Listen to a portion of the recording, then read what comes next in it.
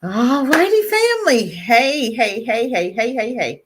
How are we? How are we? How are we? I hope everybody is doing well. I hope you are having an amazing day. We want to talk about some things that's been looming, right? Some things that we may not or may be aware of. Y'all got to make sure my braids, I had them up all night, so we got to make sure that they're good to go. Okay. I hope everybody is doing good. This is my little style my granddaughter did for me. Isn't she amazing? Y'all say y'all better teach y'all babies how to get in their gifts. And my baby wants her own line of shops, right? And I'm gonna get them for every last one. I'm just saying, because she's amazing, okay, at her gifts, and I make her operate at her gifts as often as I can. I hope everybody's doing good. I hope everybody is having a great day. I hope everybody is liking and sharing as they come in. Do me a favor, it doesn't cost anything to like and share and support your sister, okay? Y'all come over here, at least hit the button, okay? Hit the button, hit the button. Let's talk about these sundown towns, okay?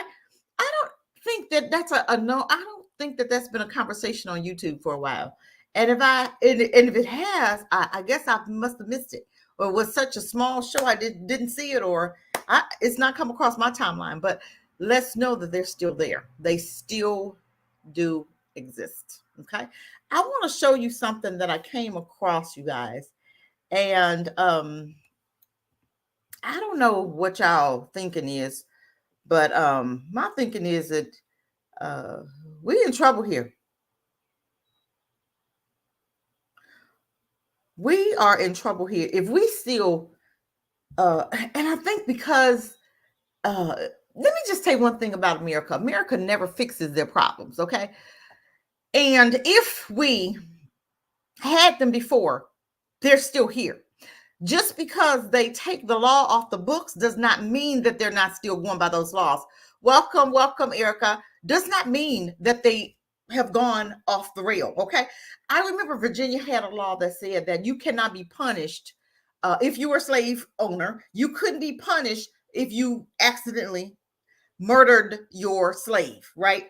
Through discipline actions, because white women was murdering these little black babies so much to where they had to make a law to protect them. And that's what they do. They make laws to protect themselves, right? Yes, these sundown towns need to be discussed. Yes, I'm telling you, I don't think black folk realize, because I think we forgot. Because I remember back in the day, we used to go, me and my daughters, we used to drive a lot. I drive them around, we go on road trips, right? And some of these little towns I would go in was West Virginia's real bad. I'm telling you, they didn't have a whole lot of black folks. So I never would stop in West Virginia because I hated the feeling and it was so eerie. And, I was a woman and we were just on a road trip, just traveling and just having fun. And I didn't want to have to go to jail for somebody trying to step to me, because I'm gonna protect myself and my family. I don't care what nobody say. I'm gonna live another day to go to court or do what I need to do, but you're not gonna hurt me and get away with it. That's just my theory. Okay. So we have to start exposing this stuff, and we have to expose it and make sure that black folk know that these towns still exist, because I don't travel a lot in America anymore. Driving rides, my thing is in other countries. Okay, going to Costa Rica, and then, going to go to Africa. I thought I was going to go in October. I think I'm going to move it to February, because we want to go and see Costa Rica. You know what I'm saying? I just want to see, what's, I love to travel, you guys. So y'all kind of, look over that, because I love travel. So my thing is, I want black folk to understand and to see some of what I found out about these sundown towns. Did you guys know? And I'm gonna read it to y'all. This is crazy. I didn't know that you got a lot of them in Ohio, like Fairborn, Ohio, Green Hill, Reading, Marion, all of these are Ohio. Hills, Ohio, Shelby, Ohio. These are all Ohio, us in Ohio. And maybe that's why that train derailed in Ohio. I'm just saying. Ohio has, and Waverly, sorry y'all, Waverly, Ohio, and Champaign Falls. Is that Champagne? No, I don't think that's Champagne Falls, but I can't even read my writing here, y'all. This is changing. Chagin, Chaginin. What's that? Chagin Falls, which is in Ohio. Then you have the Vienna, Illinois, who talks about we never know racism exists, right? It's only like, only white folk there. But when white folks say we didn't know that racism existed, we have to be careful when we hear that, because that means that they've done some dirt, and yes, they know it's there. Ain't nothing changed. Ain't nothing changed. They know it, right? Don't sit up there and let them crackers tell you that, oh, racism don't exist. Well, it don't exist for them, but a lot of stuff that we exist, they've never existed. So to them, it does not exist. I think we need to establish another green book. Yes, there was one, and I'm see. Hold on, let me see. This guy is talking about it now, and Sundown. Oh Lord, it's raining like crazy. If I don't, outside. I want to see here. It's one guy here. Hold on, let me see. Hold on, I'm gonna try to pull up some. This one guy on TikTok was talking about it, right? Dang, I don't know where he went. He was on there. I don't know where she. Well, anyway, it was a one guy on TikTok I wanted to show you guys, and they was talking about the sundown towns, right? And here is one here. Let's see. I'm gonna see if I can pull it up. I don't know, when I press on it, it's not the one I want. Okay, hold on. I don't know what's going on, but we're gonna come out of that. But I got something already on here. Let me just share my screen. I thought I ran into something this morning before I came on. I said, oh, let me hold that, but it didn't hold, I guess. But that's okay. Y'all know me. Let me share my screen here. And I want you guys to take a look at these little towns. Let's take a look at this. This is crazy. I don't understand stuff like this. I don't. Okay, why is it not? Okay, let me see. Share. I'm thinking I'm going up here to share, and just go up here, but I think it's this one. Okay, here we go, you guys. Let's see. Y'all with me? And when I play it, if y'all cannot hear it, please let me know. I'm gonna need to pull me up so I can make sure that everything is going the way it should here. Hold on, y'all. Give me time. Because I was going to talk about another thing, but I end up finding this out. So let's kind of look at this a little bit, these sundown towns. Look.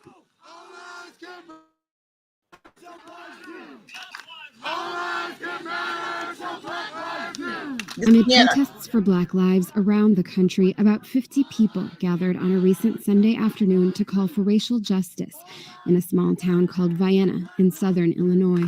We have a unique opportunity to stand arm in arm with the people that are hurt by these things. The protest was organized after a group of students at the local high school created a Snapchat group that was changed to We Hate Black People. I know some of the kids that have been in the group chat and they've been nice to my face, but that just shows how they really feel. Many of the protesters were from out of town. They were met with dozens of local counter-protesters, some with Confederate flags.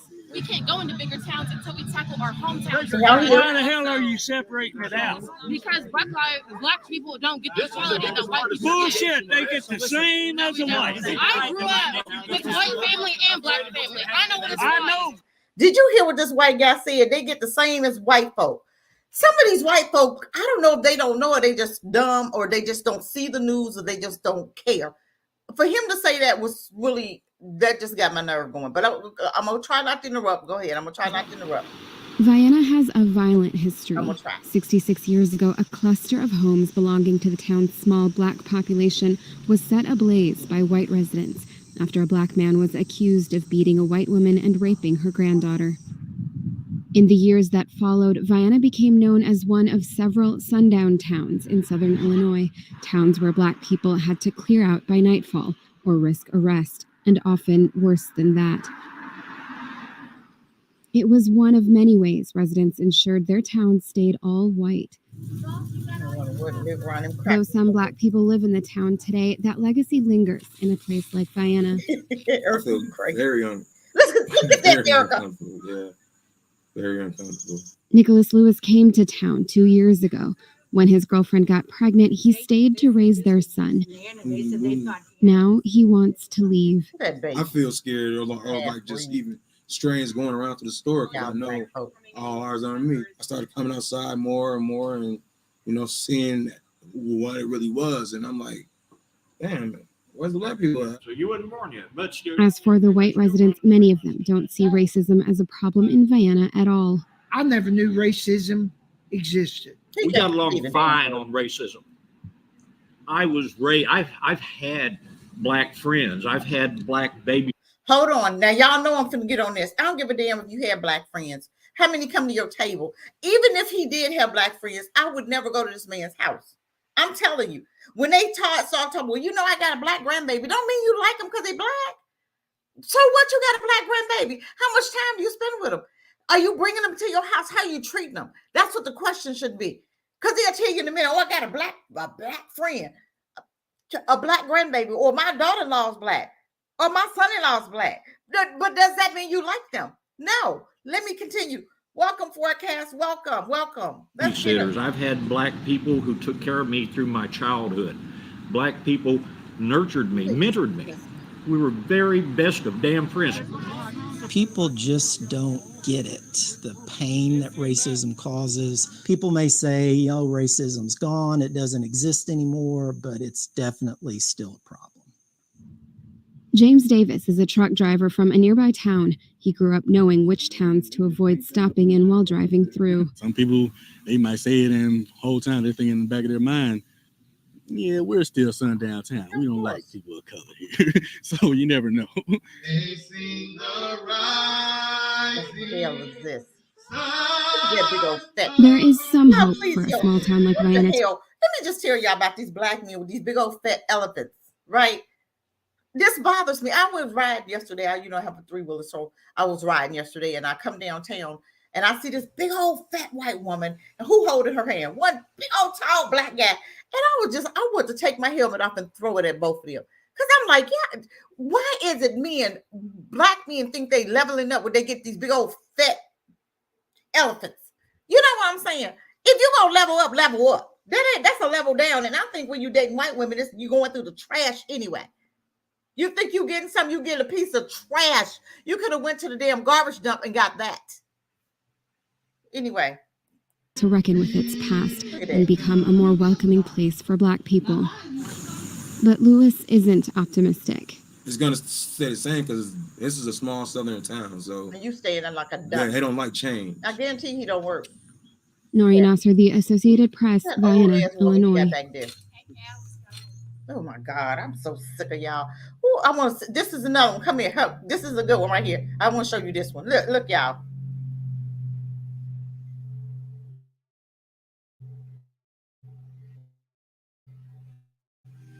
If you want your come on, biggest refund, you need to visit Tax USA. Oh God, get out of here. Get out. .com, where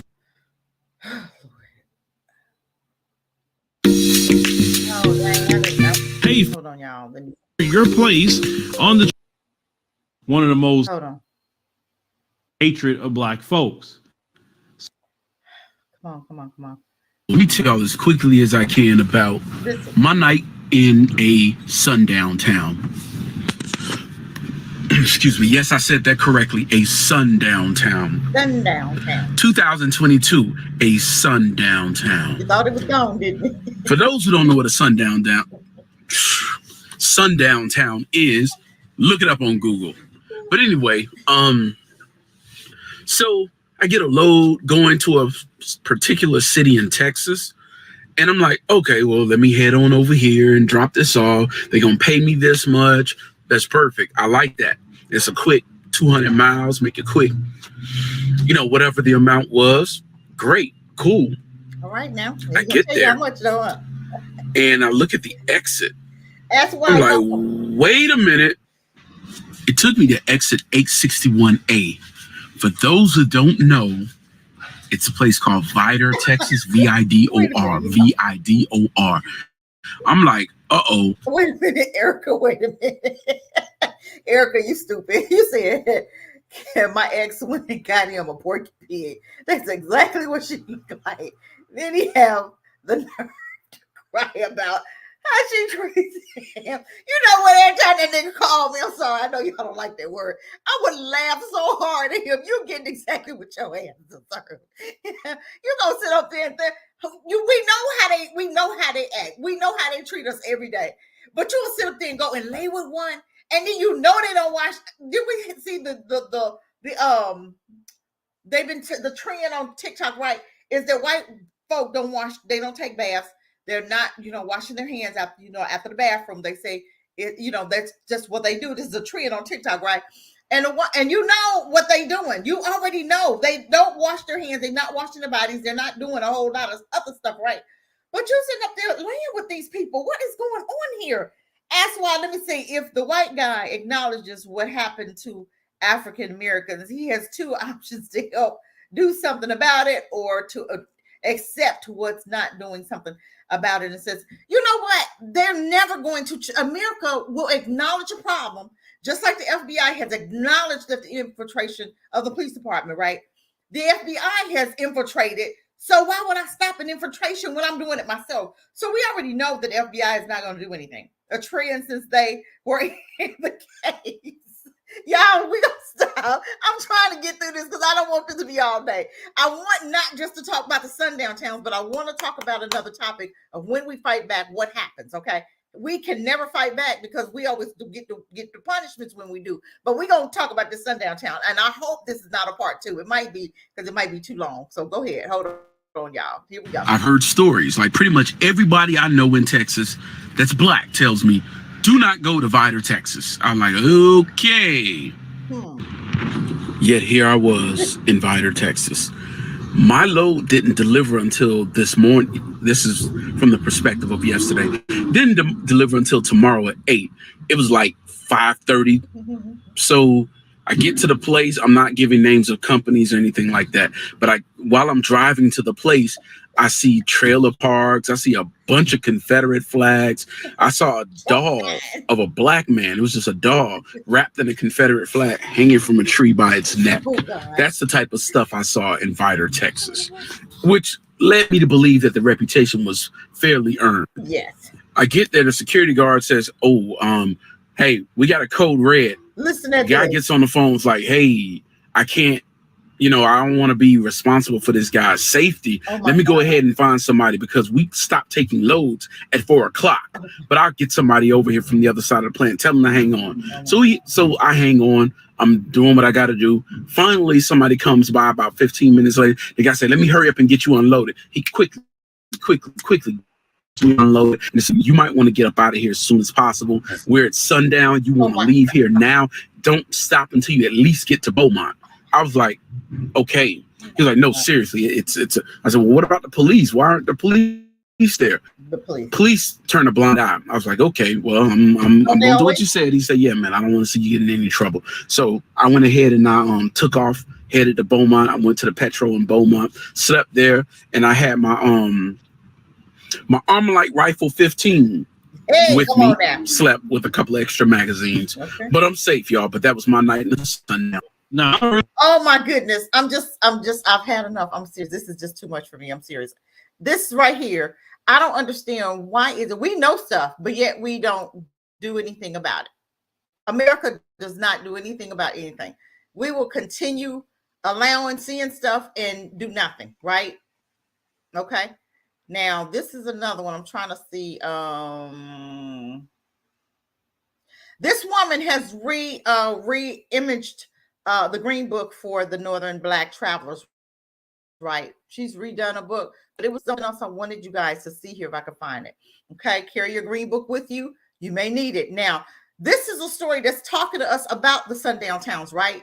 But this was back in February 2020, right? 2021, I should say. And then it talks about the sundown town. But do you think the stuff that they do stopped?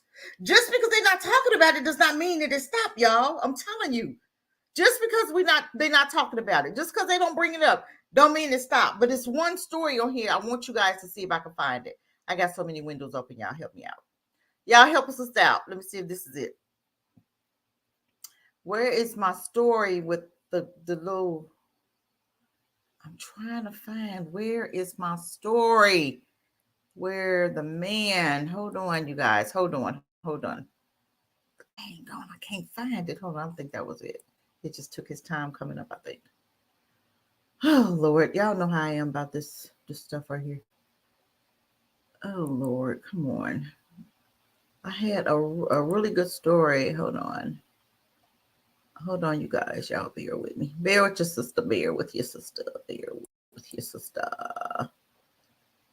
That's not it.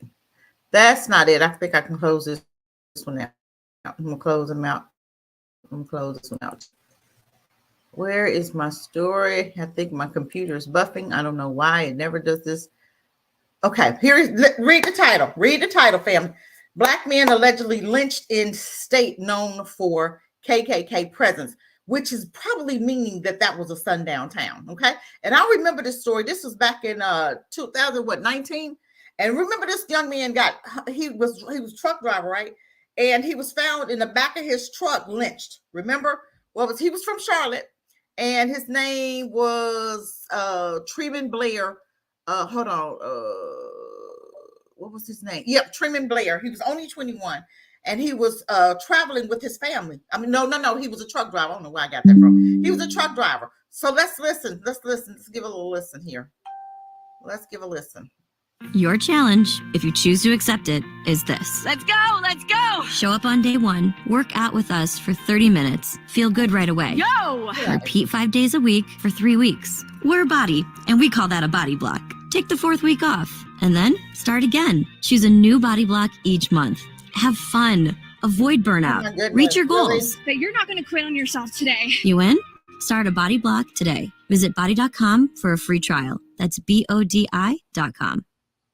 They always got to do this, don't they? Black man allegedly lynched for KKK presence. Tamon Blair, 21, was once a high school honor student with a promising future. To support his girlfriend and the upcoming birth of his first child, the North Carolina native decided to become a truck driver. However, on March 14th, Blair was found dead while hanging inside the trailer of his truck in Fort Wayne, Indiana, according to Newsweek. Police claimed that Blair committed suicide after an autopsy confirmed that he died from asphyxia by hanging. They on code, right? Every Black person that they find hanging, they always say it was suicide. And Black folk don't understand because they don't say the word that they were hung, or they'll say, oh, he was found hanging on a tree. Well, how are you found hanging on a tree? How did he get there? And a lot of times there's nothing around them that shows that they had, that they committed suicide. How do you just hang yourself? If there's nothing on the ground that you stepped on, or how do you just hang yourself? How does that happen? I don't understand. Black folk, welcome, Kari, Erica, welcome, you guys. Wilbur, welcome. I don't understand how in the world can you accidentally commit suicide by hanging yourself? Black folks, that's the worst thing we're going to ever do. Black people don't hang themselves, right? But let's finish. Let's give a listen. Let's finish listening. However, Blair's family believes that he was lynched. Blair's brother created a GoFundMe page and shared his doubts about the death being a suicide. Something in my heart told me that he didn't commit suicide, Blair's brother D. Smith said in a statement. He was 65. I thought to myself, how could he hang himself inside of a truck when he's so tall? Smith also added that he believed his brother's future was bright after he experienced tribulations. Tamon went through a rough patch in his life, Smith continued in the statement. He went to jail for a year. When he got out, he promised to change his life. He went and got his diploma. He has a beautiful girlfriend. He also was having a baby. He landed a job driving 18-wheeler trucks. He went on the road to make money for his family. He was on the track of becoming a great man. Although police did not name any suspects, Indiana stands as a state that has dealt with racial conflict for decades. It has a history of being a major location for the KKK. At its peak in the 1920s, over 250,000 white men were members of the KKK, including politicians and lawmakers, according to RTV6. In 2018, actor Adam Driver made headlines after he told the Indy Star that he often witnessed KKK rallies while growing up in Indiana. Authorities have already closed the case and Blair's family is seeking to have the investigation reopened. 5 reasons your boyfriend will never marry you. Oh, Jesus, really? Bel Air star. Okay, you guys hear that, right? Fort Wayne, Indiana, South Bend, Indiana, where Peter Buttigieg, the gay guy that's over transportation that Biden has over transportation, they had a horrible, and I grew up in Gary, okay? I grew up in Gary. Later moved out of Gary after I was an adult, and then I moved to Phoenix, and I hated Phoenix because Phoenix was so racist. I was like, I'm not raising my kids here. Then I moved to Virginia, and then I moved to North Carolina. But Fort Wayne, Indiana, Bloomington, Indiana, and South Bend, Indiana were a few, not all, but Valpo, Crown Point, all those little area hick towns in Indiana was very racist because I grew up there and I used to work in St. Mary's Hospital, and I had to go through Crown Point, Indiana. And I'm telling you, I worked them nights. I mean, some nights, couple nights I would get chased out of it. Well, literally cars, behind me and stuff. But you know me, I'm like, whatever, y'all come. We're gonna go down together. You better understand, I never travel alone. I'm just saying, even back in the day, because I knew that, up in the hills and all of that stuff, I always had, company with me. Okay. So my thing is, when we went, even in Illinois, remember when Martin Luther King said Illinois was one of the racist areas, and people think the North wasn't racist.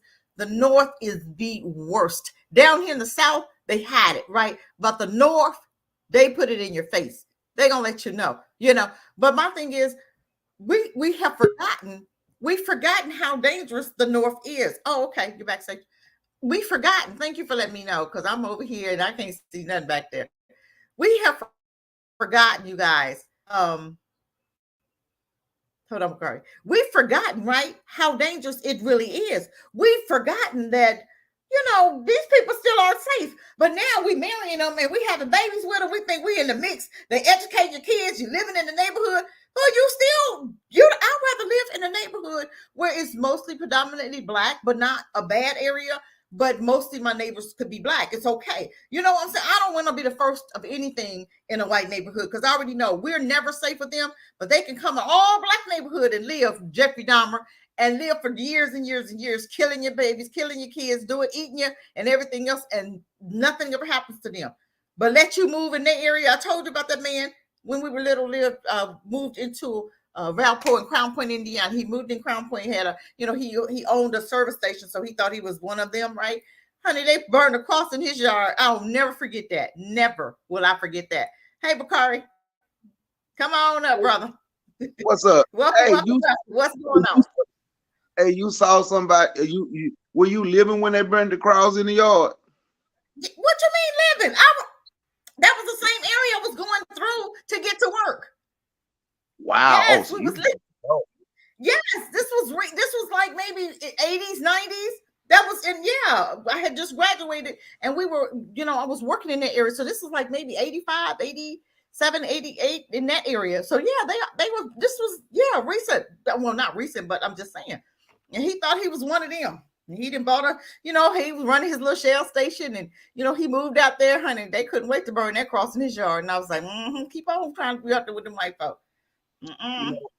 When you was playing that story, when I was talking about the guy found hanging here about 15 miles from where I live, right? It was like between 3 and 5 years ago. I was reading that story again yesterday. Same thing. Everything always considered a suicide. Even though the windows broken out his car, they could tell it looked like it was a scuffle in there, mud in the car, mud on the seats, but he on the outside of the car lynching himself. Why would the windows be broken out? Exactly. They on code. So his brother was like, that's bullshit, and I don't blame him. I wish I could meet him and work with him, but I don't know how to find them, because they're not far from here, but I don't know how to find. But that's BS. Like you say, keep the candy bar with you. Let them taste some of them peanuts from the Snicker bar. That's how I see it. Well, we shouldn't be. It's 2023, and we still haven't figured out. The only hope we have is us. We continue to look to the outside. And I'm not saying that what these brothers are doing, and I'm not talking about them. I'm talking about us as a people, where we are going. where we're deciding to rest, where we're deciding to live. We don't like when Obama won the presidential election, right? So the things we say about Obama, I know how them white folks see him, so I just ride with Obama when I'm talking to them. I even ride with Kamala Harris when I'm talking to them, just for the sake I know they're trying to insult black people, right? But when Obama won, you could have seen how the stuff the white folks wearing to school, they actually told some black children, sent black children home for wearing shirts saying the first black president, because they say it was causing problems at the school. But we choose to take our children and live in these areas. I know some parents, their children, they got their kids, their hair was set on fire. I'm like, man, it's one of my homeboys. I didn't know that. So I'm like, man, why you ain't call me? Well, man, I said, I would have wanted to go up there with you. I ain't know none of the parents who went to that school. Man, you know, we were just going up there trying to make things. Things ain't gonna get right. Y'all ain't talking to these people, don't make things right. Because if that was my child, and I'm glad that it wasn't my child, somebody set their hair on fire. But my children, you whoop their ass. If they whoop you, if all them get together and whoop you, that one that set your hair on fire, that mother, he would never, you turn around and beat the dog doo-doo out of him. We don't have to put up with their nonsense to live.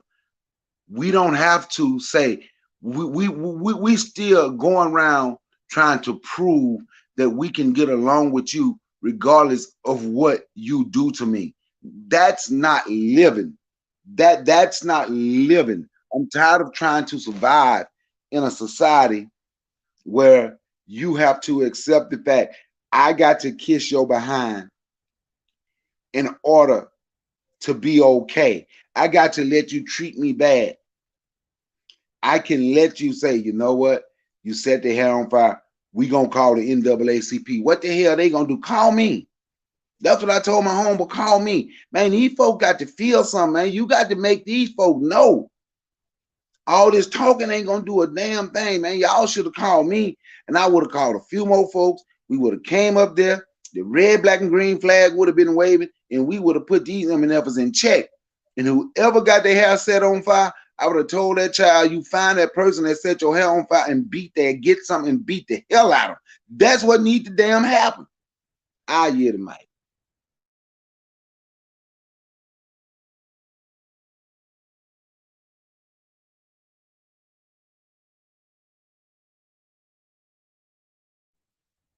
I can't hear you, Cassandra.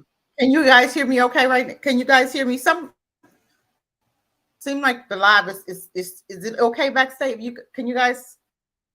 I can hear you now. Can you hear me, Bakari? I can hear you now. StreamYard doing you like they do me. Okay. This is crazy. You know what? I don't think they like the topic, huh? You don't know. I don't care where we go. We always have to make an excuse for them when they act a fool. We always got to take it. No, I'm so tired of taking it. My thing is, I'm so tired of them. I want to show you one more thing, and I'm gonna have to use my phone on this one because we're doing so much right here. I'm gonna stop sharing for a minute because I want us to see this right here. What in the world? All these people keep calling me on the live, y'all. Okay, let me just show you this one here. Okay, let me see if I can do this one. I'm gonna try to do this one, y'all. Hold on. It happened after blowing her off when this incident was for. Hold on, y'all. And they seem lately. At least I noticed that. Her, as you can see, she had a school bus, an old school bus that she converted into a mobile hair salon.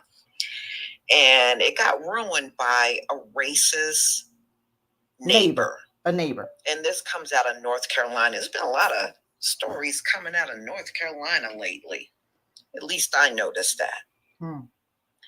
So police are now re-examining a case of Angel Pittman, whose dream of opening a mobile hair salon in North Carolina were ruined by racism. in response to the story published by The Guardian this week. Oh my God. The Rowan County Sheriff's Office has reached out to her family to see if they could further assist them. Pittman confirmed that the sheriff's office did contact her and her family, and they seemed concerned now. They said, to make another report and they'll investigate. So in other words, they were unconcerned about what happened to her until this thing grew traction online. But you know what? My thing is, why do we keep reporting stuff to them? This is the issue I have with Black folk. My thing is, they don't do anything. They don't care. You can't fight back. So why are you reporting it? Why are you reporting it? Handle your business. I wouldn't have reported nothing. I'm going to do what I need to do. Just like you said, your child was doing some stuff, or you had the bully or whatever. That bully, I would have called them in the bathroom and I'd have wore her ass, or I would have wore him out. Plain and simple. I'm tired. I've never been that type of child to sit still and not do nothing. Because I'm coming. I'm going to get you. At one point or another, I'm going to get you. And I'm going to tell you, you'll never know when. You'll never know when. I don't even have to report it. And I would never report it. Why are we reporting anything? They don't do anything. They all for it. We can see them do nothing. Even with these sundown towns, they'll tell you the police is in on it. They told the truck driver, man, I got to take care of you because I don't want to be responsible for your demise or something happening to you. What you mean? And then why is it that we don't have no backup? Why is it we can't call nobody? What's going on with that? So we need our own 911, right? Or 811. I think I've talked about that before. We need our own 811. Why is it that we can never have backup? We can never fight for ourselves. We always waiting on them to fight for us. And they don't care. They're not fighting for you. They don't care. But we can't fight for ourselves? That makes no sense to me. We should not ever have to continuously calling on them to defend us. Why? Why are we calling on them? For what? They're not going to do anything to help us. So why do we still continuously call them? I'm just need to know. What's your thoughts on that, Bakari? I have no idea why we keep continuing to call them. I guess because we move out to those areas and we still hoping people see you as a human. Like forecasts always say, and I hear Dr. Uma, it's the illusion of inclusion. We will still want to prove to the world. Think about this. The first problem, to let you know what you were saying, you can live, right? You don't want to be the first person somewhere. You might end up, we want to live around mostly Black folks. You might end up in a decent, good neighborhood that might have more than Black folks living there, because some of them, but we got to stop running away from our people. We have to start seeing, if we want to live in this country, we have to stop. I ain't talking about surviving. I ain't talking about kissing booty. I'm talking about literally live in this country. We have to stop running away from each other. I remember Kool Moe Dee said a long time ago in his song, The Wild Wild West, I never ever ran from the Ku Klux Klan, so I shouldn't have to run from a Black man.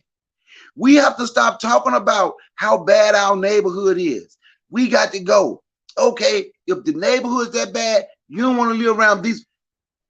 Why don't we have our own middle-class Black neighborhoods? Why don't we have our own neighborhoods that's good? Or you understand what I'm saying? Like when I told you, I heard the video, they told one Black dude come on there. Everybody on there was like 7 people on the panel.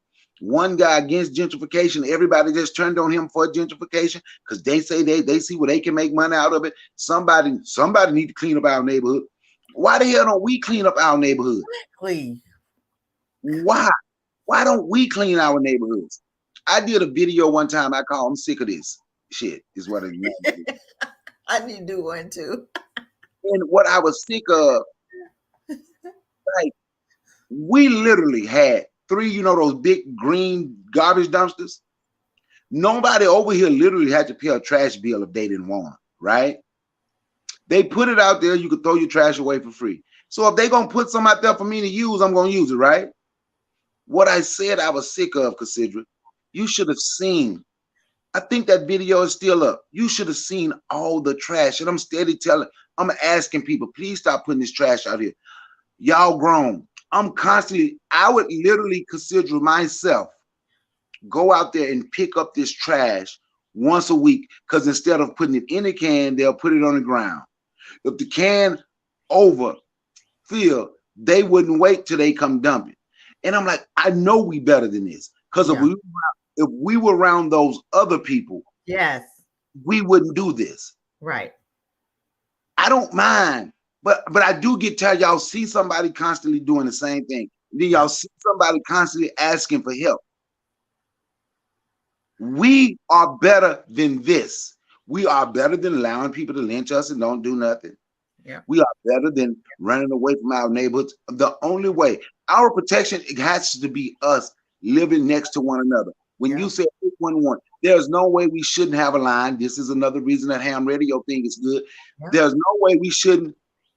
I should be able to, something go on in North Carolina, we should have a way to contact where Cassandra can contact me here in Georgia. And ain't nobody got to know what we talking about but us. This go on, we gonna get it. We can okay, then we can hit Virginia. This what we gonna be. Yeah. This what we gonna be. Can we get 10 people from each state? Can we get 10 people? Can we get at a minimum of 10 people from 20 states to come here? Because we got to go show these people what time it is. Exactly. And we have Black folk. Isn't it a group called the New Era that Michi was talking about? New Era, I think it was, and I contacted them, and they have one. They do have one all over, like Virginia, Georgia. They do have them in different areas, and I talked about one for North Carolina, and they said if I got like 10 people together, then they would create one here. So that is an option. And my thing is, I just have not had time to do it, doing the foundation. So I just don't have time to do a lot of stuff besides the foundation.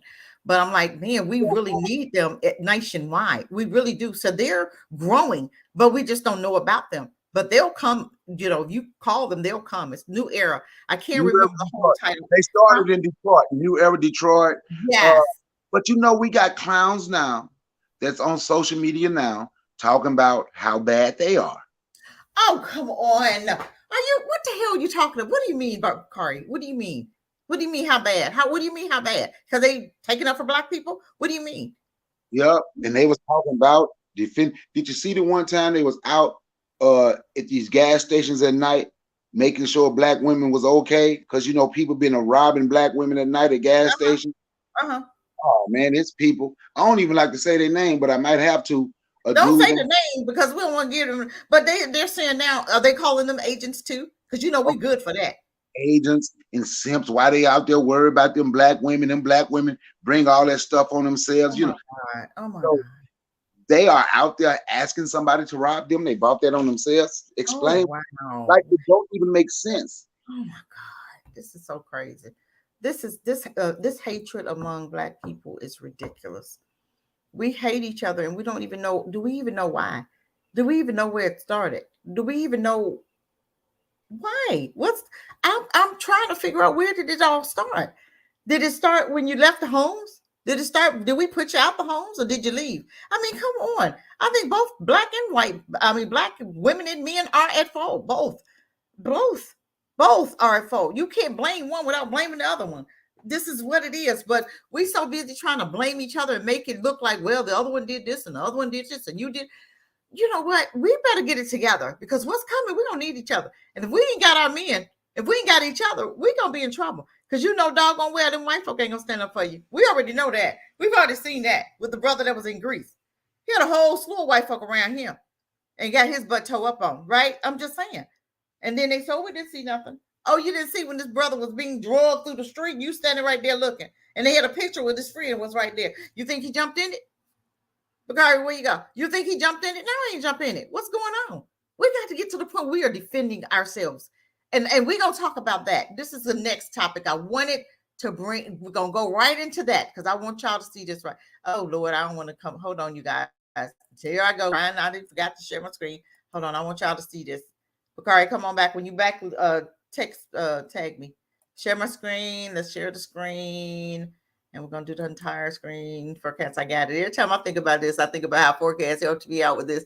I could not get my computer to share to save my life here. But forecast, we did it. Okay, let's see about the being Crump. Okay, let's see this. This is something. Being Crump. When will African Americans have the right to self-defense? Okay, when will we be able to defend ourselves?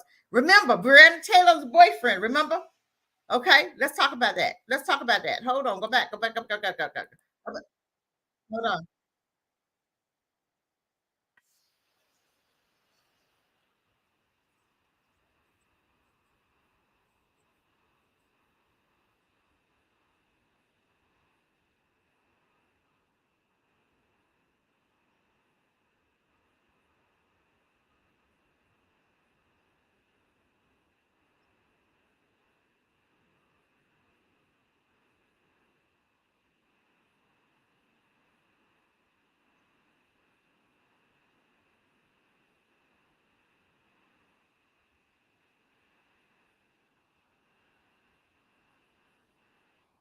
Okay.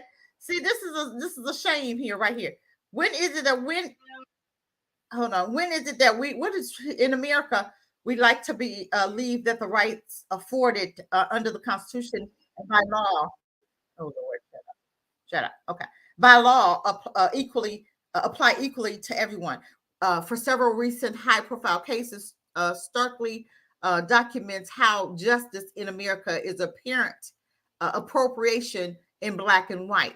We know that black people are more likely to be stopped and more likely to be perceived as dangerous just by being. Okay, it has come to be known as doing something while black, walking while black, shopping while black, driving while black, and now even bird watching while black. It is this difficult for black people to just be. Imagine the barriers that prevent us from actually defending ourselves. The rise raises some difficult but important questions. Okay, can Black Americans exercise their sound Second Amendment right to bear arms?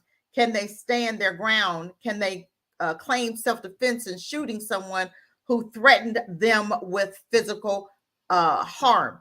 Does the Castle Doctrine, which grants a person the right to use deadly force to protect their home from an intruder, apply to them? Okay. Now we talk about George Floyd, but I wanted to talk about, remember Kenny, Brianna's boyfriend, he shot, he shot first because he thought that their house was being burglarized, right? But then what happened? The police brought him up on charges, right? Let's talk about this one. This is another one. The man convicted of shooting a teenager. Okay. Remember the black man? Suffolk County jury on Saturday night found a black man guilty of manslaughter for shooting of an unarmed white teenager outside the man's home last year, ending a racially charged trial. Now, this black man was at home. His son went to a party. This is the story. His son went to a party. His son came home running because these group of white boys in New York was after him, a group of them. And you know how, now you have to understand, New York is very racial. Okay, New York is really, in some areas of New York, black folk aren't allowed. The Italians don't want you over there. The Mexicans, they're at their side. Black folk at their side. Everybody, New York is all scattered. You got everybody, but everybody got their little area. But I guess this black family thought they was good enough to move into a white neighborhood, right? So his son comes running home and wakes him up right out of sleep, saying, "Oh, these guys are, coming to kill me," right? So the dad goes out the house, which he, I don't know about I don't know how I would have handled that, but the white, the dad told him, "Hey, y'all leave, y'all go ahead, go home." One of the kids who was the racist one, the head, the leader, his name was Daniel. He jumped in the black man's face. The black man had a gun. He pulled a gun out. The kid tried to almost like take the gun from him. Okay. And that's how he got shot. Right. So my thing is, but the black dad was trying to walk away when the kid, came and started, messing with, attacking him. Right. So the dad shot the kid in the face and killed him. Right. But this little kid was being a racist, which his family was known, Italians, racists, his family was known like that. Right. But they ended up convicting this black man because they was trying to say that it wasn't racially, no matter the kid was calling him racial names, right? But they said, oh, it wasn't ever racially charged. They don't ever want us to call them out on their BS, right? They don't ever want us to make them feel uncomfortable. It's always us. It's always us. Well, you did, but why you at my house for one? Why you chasing my son for two? What the hell? When I tell you to get off my property is my property. That means you need to get the hell off my property, period. So I got to have, you at my house. I tell you to leave. You come up and want to slap me or want to attack me, but I'm not supposed to do nothing. They got the wrong one. I'm just saying.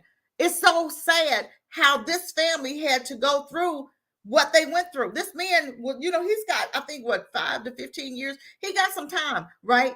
But they were still trying to explain to them what happened. The boy, little Daniel, the little thug, the white boy, was calling, was very insulting, very disrespectful. But they didn't see none of that. All they saw was this man that shot this white kid in the face.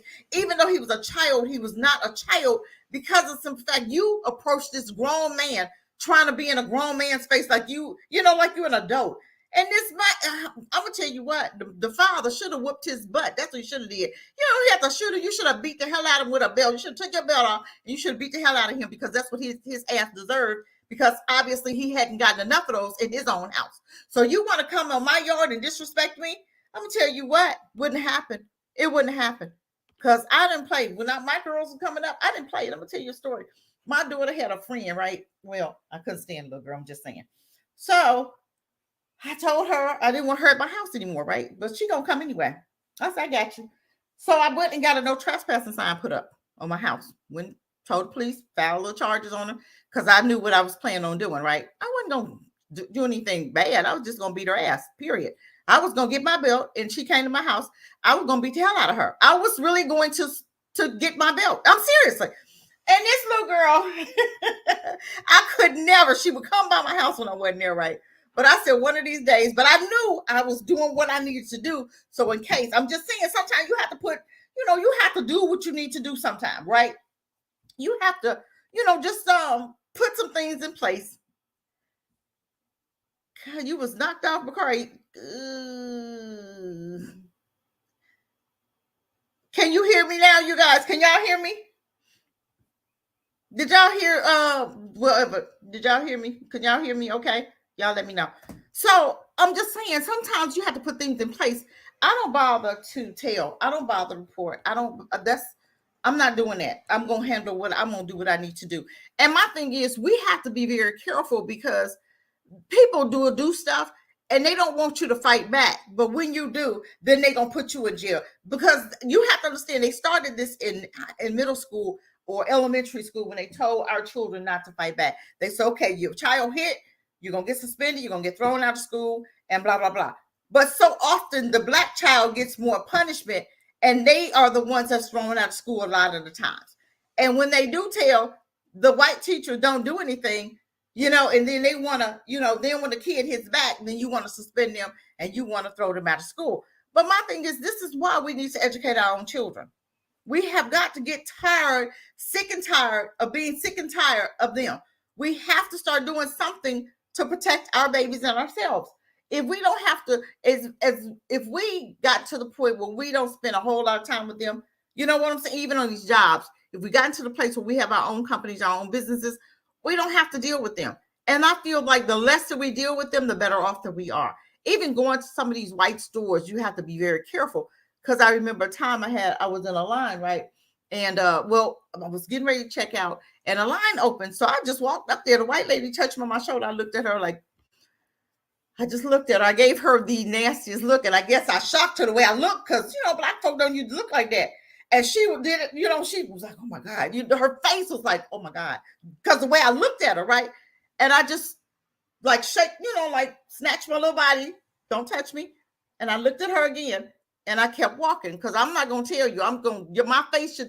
My face will tell you everything I need to say. I'm not going to say anything. But if she had touched me, I'm so tired of them.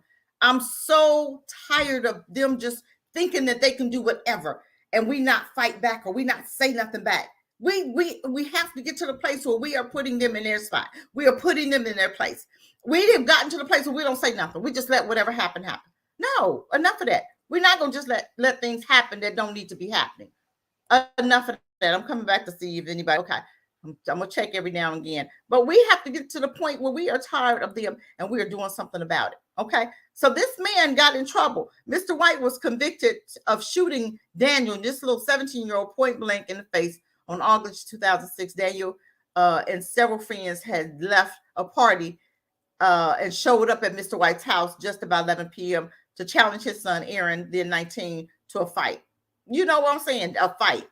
And had used threats, profanity, and racial epithets. Mr.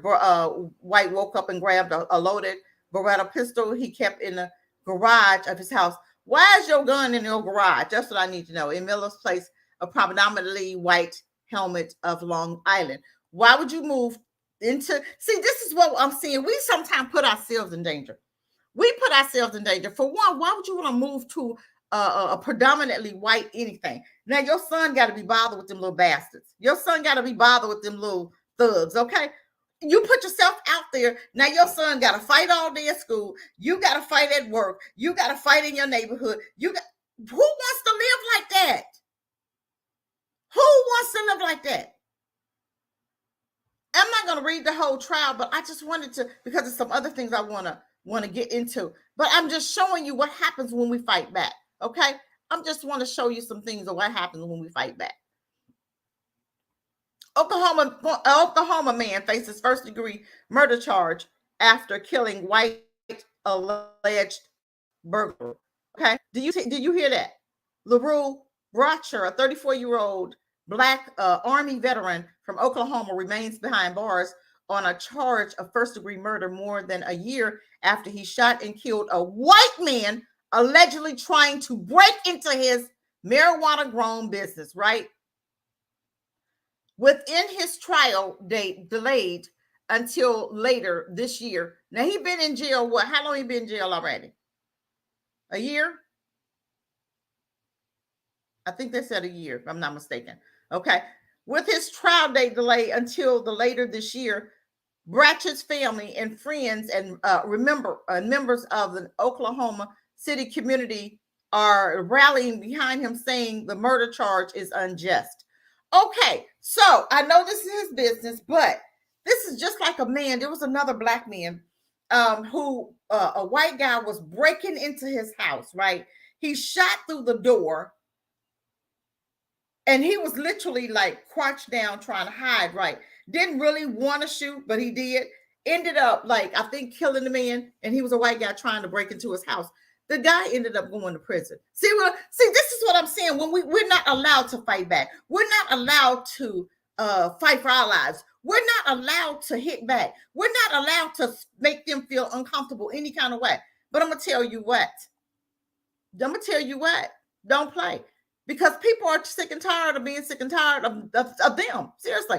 Then they said, I feel like this was an unjust for the simple fact that if the roles were reversed, if this was a white person inside the facility, he would not be in this situation. That's what the man's wife said. Okay. Someone breaks into his place. Butcher's uncle, Derek Neighbors, said at a rally last month, he didn't go out looking for trouble. He was in his own place of business. Okay. In 2018, when Oklahoma voters legalized medical marijuana, Brackett established his business, right? And this is him. I don't know if that's a white woman or not. I can't tell. Y'all, is she white? Is she white? I can't tell. See, is she white, y'all? I'm just saying. Okay, let's just keep going. In May 20, around 1 a.m., Bratchett was one of the grown operation warehouse where Daniel, 42-year-old white man, allegedly attempted to break, right? They always got to put allegedly, attempted to break into the business for the second consecutive night. Okay. Video from the night reportedly shows Hardrick parked his car at the rear of the shop, walked to the business door, and jolted it with door handles, attempting to gain entry.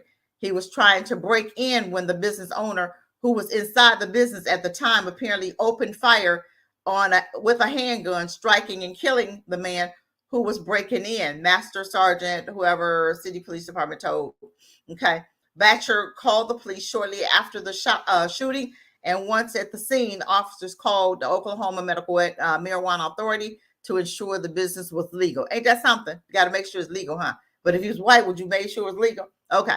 When they found out that the business license had expired, Brackett was arrested for operating a grown shop illegally, a felony, and was held on $5,000 bond. See what I'm saying? Why in the world?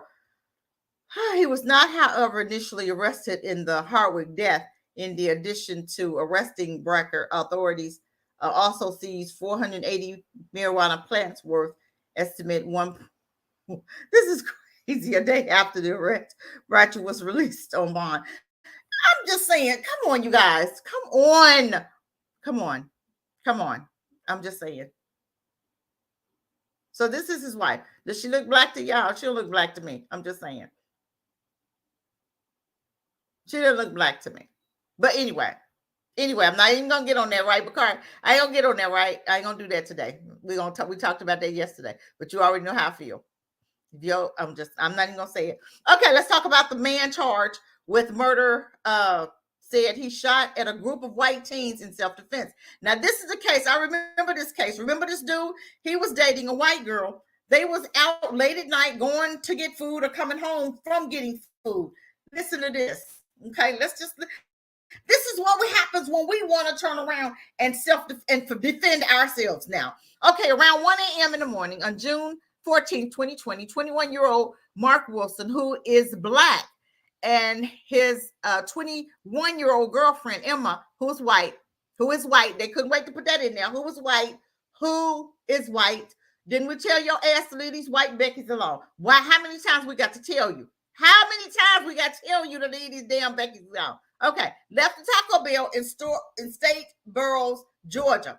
At a stoplight, they pulled up next to a pickup truck. Listen, Wilson's lawyer said that at least one of the white teenagers inside the truck shouted the N-word, and your lives don't matter.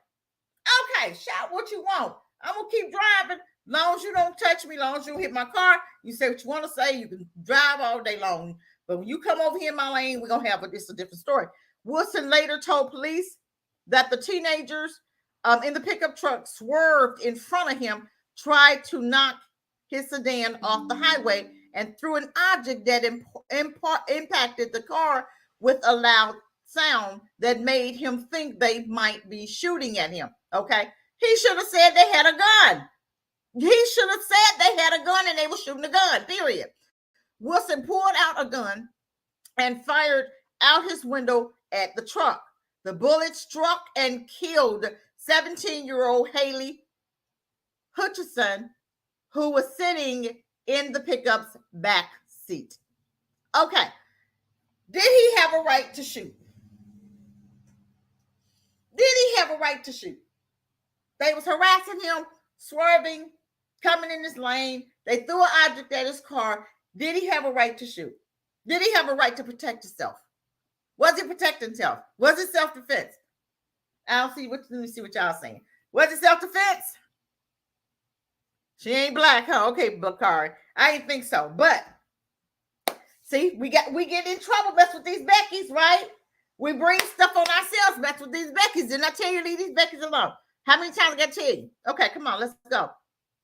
Wilson was denied bail because Ochi Judicial Circuit Court Judge Michael whatever concluded that he posed a significant threat to the community. But the man remember the white man that killed the 12-year-old boy, and the white man lied and said it was self-defense. Now the boy he was playing, turned his back to the white guy. The white guy shot him in the back, but he said it was self-defense. So he got out of prison, right? He got out of jail. He got out of jail card free. Okay, and was out for 3 months until the report of the autopsy came back.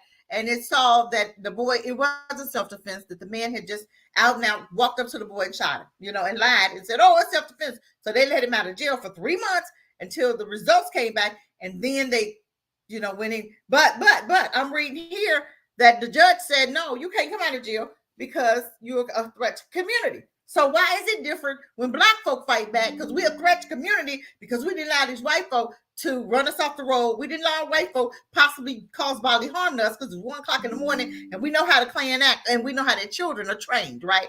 Okay, let's keep going. So they actually gotta kill you, hurt you, and they still don't have to pay for the crime, right? So whatever they do to you, it's okay, but you better not hit back. Okay. He remained in jail 2 months later when a police officer in Kenosha, Wisconsin, shot and injured Jacob Blake. Okay, a 29-year-old sparking protest in the city that drew armed counter protesters, and Kyle Rittenhouse, a white 17-year-old who fatally shot Joseph, 36, Anthony, and made a $2 million bail with the help of donations from supporters. See, this is what I'm saying about the white folk. They will support, I don't care what you do. They're going to support bad behavior. They're never going to hold themselves accountable. And this is what I'm saying. But my thing is, it doesn't matter what you do. They will never hold themselves accountable for anything that they do. He claimed self-defense, testifying that he feared for his life following a confrontation with three white men, that's what we should say, 3 white men who chased him, hit him with a skateboard, and tried to kick him on Friday. A jury acquitted him of all charges. Okay, so Wilson case, which is scheduled to go to trial in 2022, it did go to trial, presents a similar legal defense. A young person says he fired his gun at a group that threatened his safety. Now, but in justice system that has historically treated black defendants more harshly than white ones. Now, this is what I'm saying. America never fixes their problems, right? They just told you that the system is more harsh on black folk, but it doesn't matter. They're going to continue with this trial and they're going to continue doing what they need to do. Not going to fix anything. We know that the system sucks. We know that what we do, we put drugs in black folk neighborhood, but we still going to send them to jail. We know that we put abortion clinics in their neighborhood, but we still, but it's okay. They know what they do, but they don't fix nothing. They'll tell you what they've done. We know the police department has been infiltrated by KKK members. We know that the judges are KKK members. We know the police officers are KKK members. We know the doctors are KKK members, but we're not going to do anything about it. But we're going to let you know that we know, but we're not going to do anything about it. Okay. Wilson case raises the question of whether a young black man's self-defense claim will carry the same weight as those made by other recent high-profile defendants. Okay. Now this is that him? I think that is him. Wilson. Okay. I think that's him right there. Okay. Where's the little white Becky? Okay. Self-defense laws, including the Castle Doctrine. Okay. The stand your ground provisions offer legal justification to kill people who pose a physical threat. How many times was this stand your ground law has been done by black people? Remember the black man that the white man said something to the black man's girlfriend or wife, and the black guy said something to him, pushed him, and then the white guy took out a gun and shot him, right? He got off of that, right? That's in Florida, right? Okay, let's just keep talking. Castle Doctrine is based on the idea that a person has a right to defend their home, their castle, if they are in imminent danger. Do you hear? That's the castle law, right? In 1994, Utah passed a law that extended that right of self-defense to any place a person has a legal right to be. Florida followed in 2002. To date, 35 states have similar laws in place. Georgia state in a person is justified of using force if he or she reasonably believes that such force is necessary to prevent death or great bodily injury. The white man who followed and fatally shot Ahmaud Arbery, a black 25-year-old, while he was jogging near their neighborhood in Glenn County, Georgia, last year, has also claimed self-defense and also currently on trial for charged with including murder. Okay. I don't want to read all of this, but I just want to read just a little bit out. I just want to read it. We're not going to talk about George Zimmerman and Adam Alford faced no charges for fatally shooting Bo Morrison, a black 20-year-old man, hiding on his porch in Wisconsin after police broke up a party on the neighboring home in 2021, even though officers were still on the block responding to his complaint about the loud music next door. But for some black defendants in recent years, evidence of self-defense has not been enough to avoid conviction, right? After fatally shooting a Georgia construction. I'm not going to go all into this. I don't want to, for teenagers, 18-year-old Madison. But I guess these are some good cases. But I also want to get into another one about, hold on, let me see if this is the one. Hold on. I want to talk about this one here. This is a really good one. Prosecutors seized the death penalty for alleged cop killer now who ran to black nationalist, primarily organization property after shooting. Okay. Now we remember the Orville. This is Ortho Wallace left of Wednesday, Florida. Okay. This is Volusia, Carolina, Florida's highly racist. So if they have anything to do, it's probably going to get the death penalty because we know Florida. And when they tell you that they are getting people that look like you to be on a jury, that's not true because a lot of juries are still all white. Maybe a couple women. I don't think any black men, but I'm just saying, or they coons. They'll get jury members that are coons. Okay.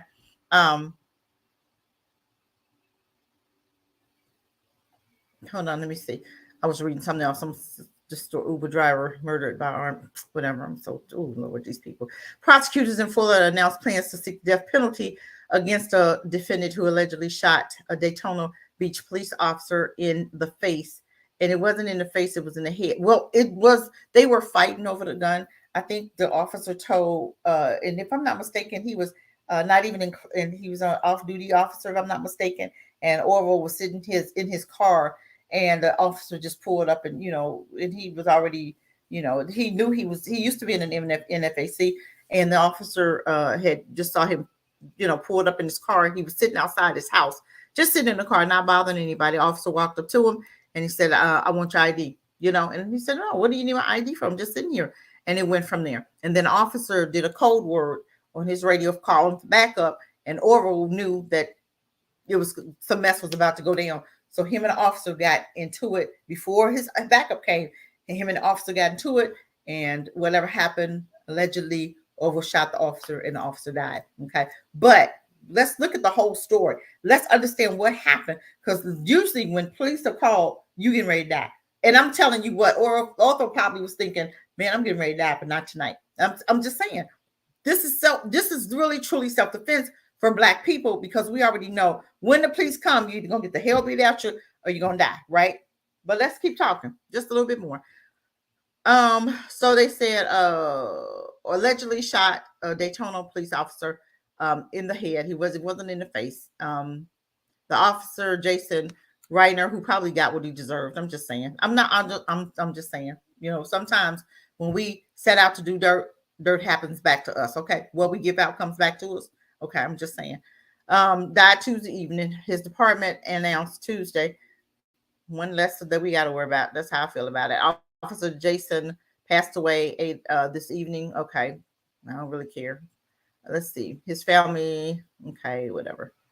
Who cares? I'm sorry. I don't care. I don't care, you guys. I'm sorry. Now, more than ever, we ask for all of you to embrace. We're not embracing nothing. Devastation time. Well, you live by the sword, you die by it. That's what God say, right? I'm trying to get to the story. All of this other authorities caught defendant Ortho Wallace in June after a manhunt led to a treehouse in Georgia. The treehouse was on a property associated with I'm sorry, y'all. NFAC coalition. The treehouse was in, where was he at? He was in Georgia. Okay, which Young described as the Black Nationalist Preliminary organization at the time of Wallace's arrest. Wallace appeared in court for a few brief moments Wednesday afternoon for initial appearance. Questions surrounded whether he wished to hire private counsel or be represented by a public defender. Excuse me. Yeah, excuse me, I'm yarning. I don't know why. Court record indicated that his request for a public defender was granted because he was deemed to be indigent. I think they have since got him an attorney because they, been collecting money for him. Wallace is now charged with first-degree murder. He was initially charged with attempted first-degree murder. Prosecutor changed the charge less than a day after Rayner's death. Okay. Is this Officer Jason body cam video? Fallen Angel. I want to see before he was shot. Before he was shot. I want to see if I can play this. Hold on. Is this gonna let me play it? No. Why is it up here? They ain't gonna let you play it. Oh, dummy. Video released by the police, backed by June, captured the second of the shooting and images of what led up to. Authorities said Rayner was investigating a suspicious incident after neighbors were complaining about gun violence, drug sales, and everything else in the area. You know what? They always do this. They always want to make an excuse of why it's okay to harass Black people. Sankara, welcome. Welcome, welcome, welcome, you guys. Yes, forecast. Yes, the girlfriend did testify. And when she testified that she didn't hear any gunshots. This is why y'all don't mess with these Beckys. I keep telling y'all, this is why. We're going back to that story where the guy, the Black guy, the teenager shot the teenager in the truck when they was running him off the road. His girlfriend ended up testifying against him. She said she didn't hear, she didn't see. But this was your girlfriend, right? Okay, keep messing with them white Beckys. Keep on messing with them girls.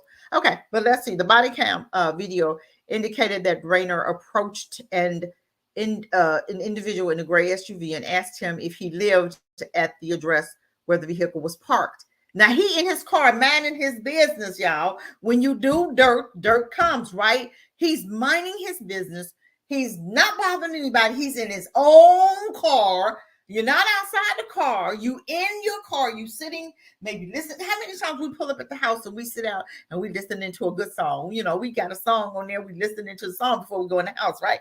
How many times we do that? Or you want to finish, you might be eating in your car. You want to finish your food before you get out, or what? Or you're just sitting there meditating, just sitting there, just like, oh my God, this is a rough day. I'm glad it's over. Thank God I'm home. And you just sitting there before you go in the house, right? Do that all the time, do we not? So why is it a crime? So why do we have to get arrested? Why did the police even have to walk up to his car and say anything? He wasn't bothering anybody. So when is it that it's called harassment? When you harassing this man, I don't give a damn what the neighbor said. Am I outside of my car? I'm minding my own business. And they always throw that line in there. So do we believe that if the neighbors was actually complaining? I could be sitting in my car and they'll come up and say, oh, the neighbors complaining that, what do you say? The neighbors were complaining about gun violence. What the hell they got to say about gun violence, drug sales, and everything else? Okay. In the area. The body cam video indicated that Rayner approached his SUV and asked him if he lived there and vehicle was parked. The individual alleged Wallace got out of his car, argued with Rayner, and pulled the trigger. Does that even sound like that's all the whole story? Is that the whole story? Is that the story you giving us? That's the story you want us to believe, right? So Wallace just all of a sudden got out and they just, all of a sudden he got out and started arguing with the police officer and pulled the trigger. How did he get the gun? Where did the gun come from, y'all? Where did the gun come from? Come on, y'all. Come on. That's what you want me to believe. Okay, that's what you want me to believe. Okay, I wonder if we can play this. The man was looking. Hold on.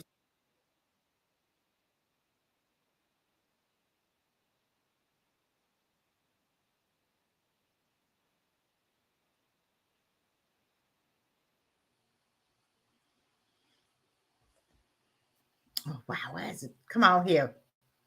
Play the video.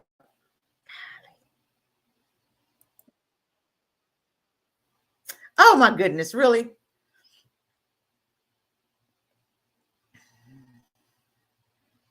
Oh my goodness, seriously. Are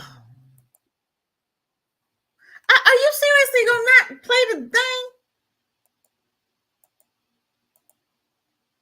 I tell you, these videos ain't worth a thing, though. Hold on, let's see something.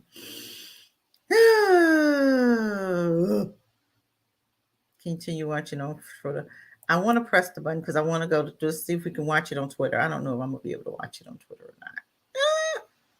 Hold on, let's see if we'll be able to watch it or not. Let's see if we'll be able to watch it on Twitter. Let's see. Because I really want to see this. Let me see.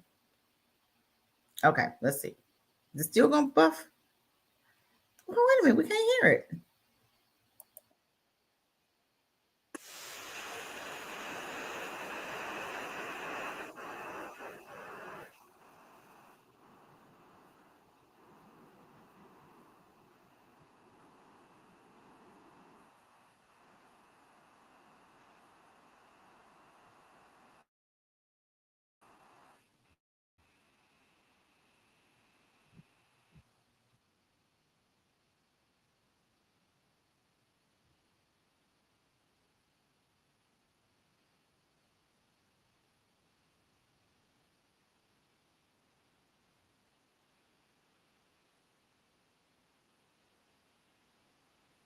Okay, what was the code that he said? I heard a code. What was the code? Charlie 777. What does that mean? Let's go back to that. I want to hear that. What did he say? Hold on. Hold on. I'm here. Hold on.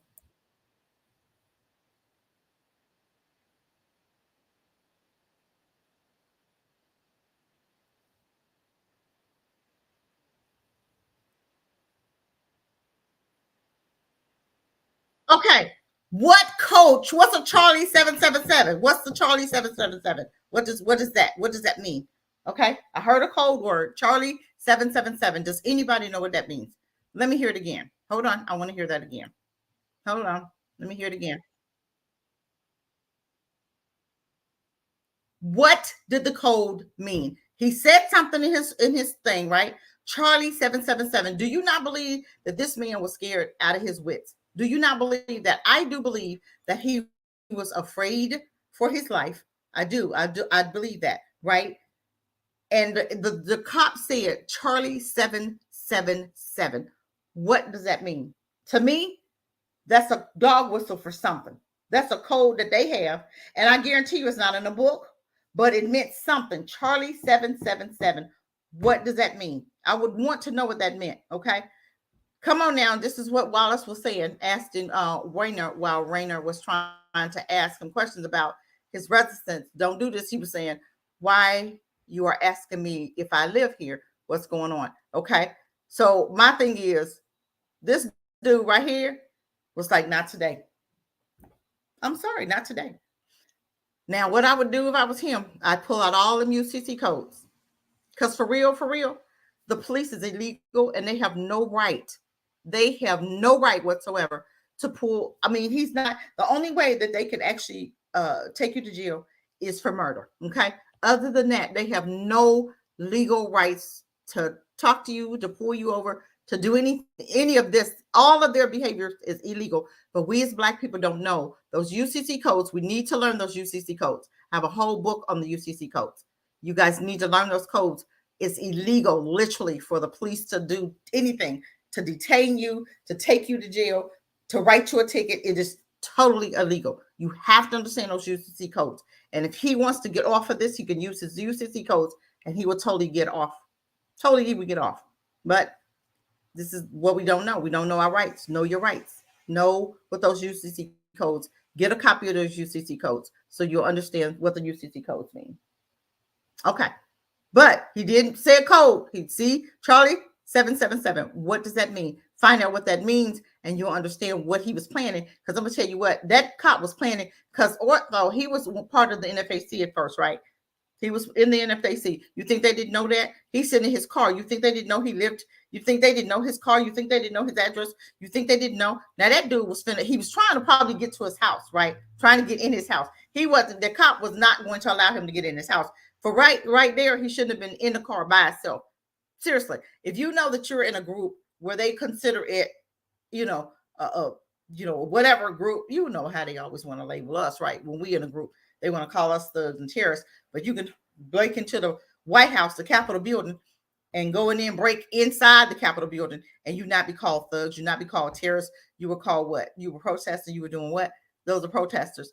but you were terrorizing, you were thugging, you pissed and dookie it all in the Capitol on the desk, and you were in there with guns, but you didn't get any felony charges. You didn't get any thug charges. You didn't get any terrorist charges, right? But you were called a protester, so you got what, 6 months maybe? There had been black folk, they would have been dead, or they would have got life in prison, right? But they already told you about the justice system, but they never hold themselves accountable, right? Okay, come on, let's go ahead. Let's go. So the court document indicated that Rainer was shot outside an address in Kingston Avenue. A witness who lived in an apartment at that address, Tanisha told a detective in a sworn interview that Wallace was her boyfriend and that the two had been dating for 6 years. She said Wallace lived with her and that he drove a gray Honda SUV, exactly the type of vehicle from which Rainer attacked her emerged in the above body cam from this documents. Okay. Now she gonna testify. You supposed to be this your man, but you testified, you wrote all this stuff. Oh God, I tell you, I'm just like, whatever. Rainer handcuffs were used to secure Wallace when federal, state, and local authorities called him in Georgia. Okay.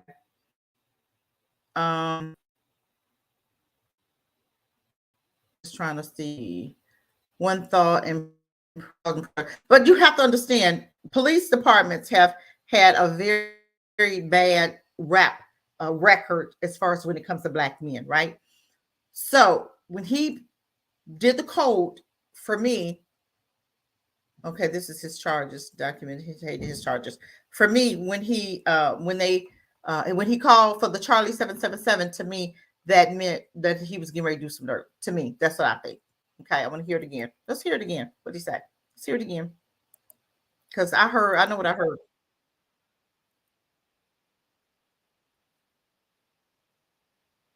Okay, we heard the Charlie 777. I'm so concerned about what he meant by that.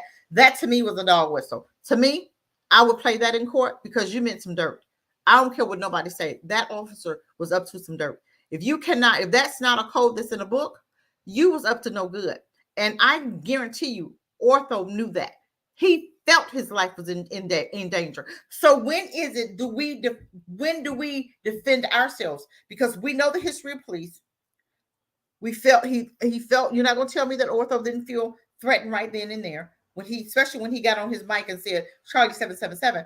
That's when you see Ortho was trying to get out of there. Let's look at it. He's trying to leave. Yes. Okay, let me ask you a question. Even with that, now his camera's on, right? Where's the rest of it? Where's the rest of it when the officer got shot? We don't see none of that. We don't hear none of that, right? Now, if he was a black officer or a black person that got shot by the police, they would have played the whole thing. But you didn't play that part where the officer got shot. But you see, this is the officer's body cam. Where's the part? Where's the rest of it? Where's the rest of it? Where's all of it?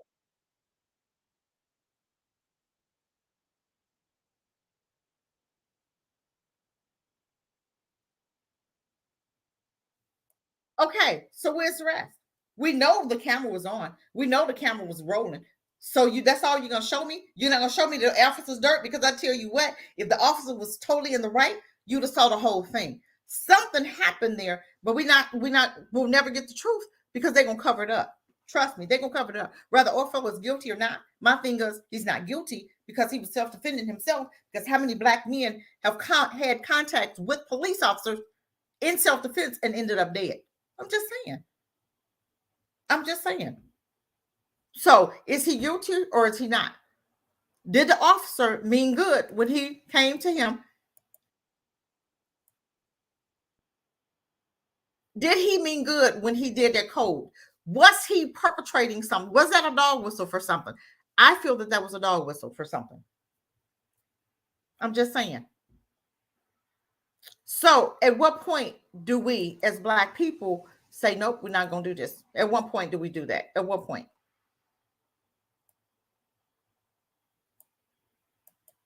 I mean, you see right here. Hold on, you guys. Okay. You see right here when they talked about George Zimmerman. Let's go down some. Okay, let me go down some. George Zimmerman was acquitted in 2013, but George Zimmerman started a fight with Trayvon Martin, did he not? Why was he acquitted? Because Trayvon was not supposed to fight, defend himself? Because George Zimmerman wasn't a police officer. He was a security guard. He went out, meddling with this boy, because they told him when he called in to call the police to talk to them about Trayvon Martin, they said, leave him alone. Do not pursue. Leave him alone. That right there, he should have turned his ass and went back home. My thing is, let the police handle it. You had to continue harassing this young boy. And then when that young boy was beating up on your behind, now you scared. Now you finna shoot somebody. No, you should have went to jail because you started it, right?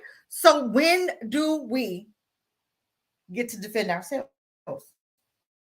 Trayvon Martin died for nothing. He died for nothing. This dude, and then George Zimmerman did spend one day in jail, but you went after this kid.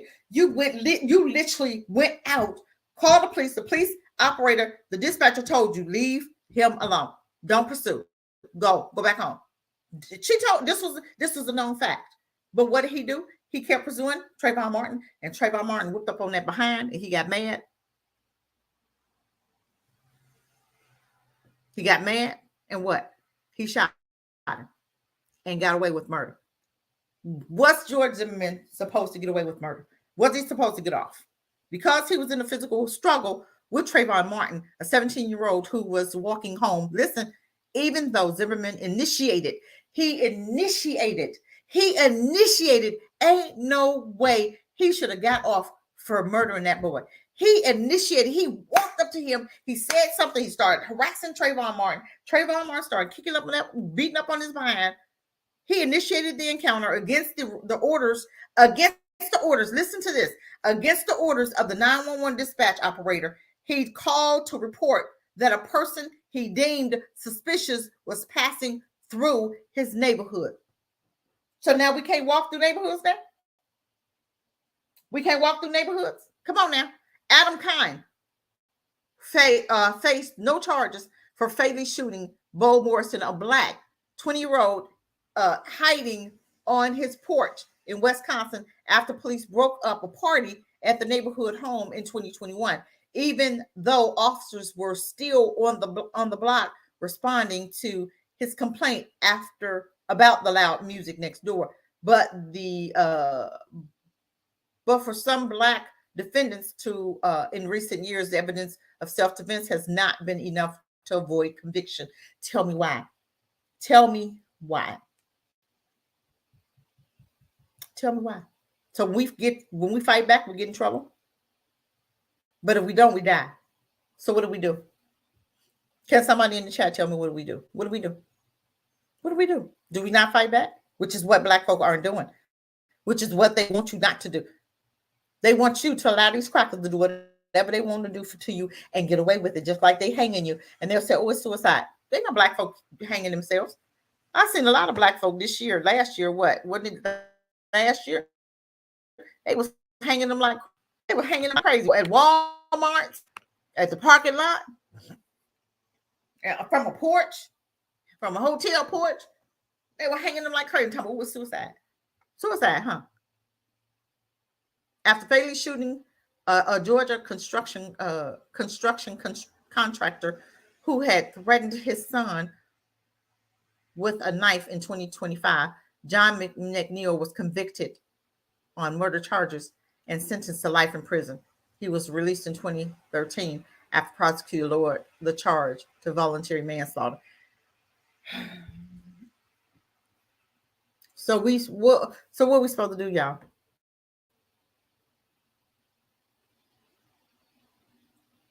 John White was convicted on manslaughter for 2006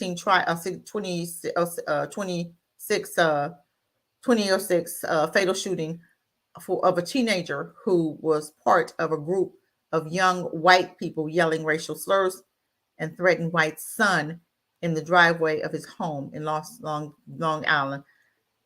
White was pardoned after spending 5 months in prison. Okay, we're going to talk about this little creep right here.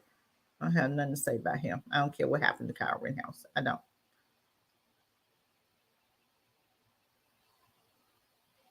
I'm just saying.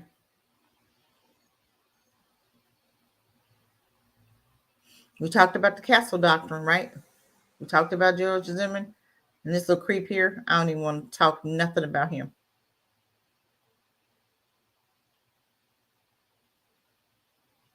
Wilson case marks another measure of self-defense laws in America and whose laws protect. Okay.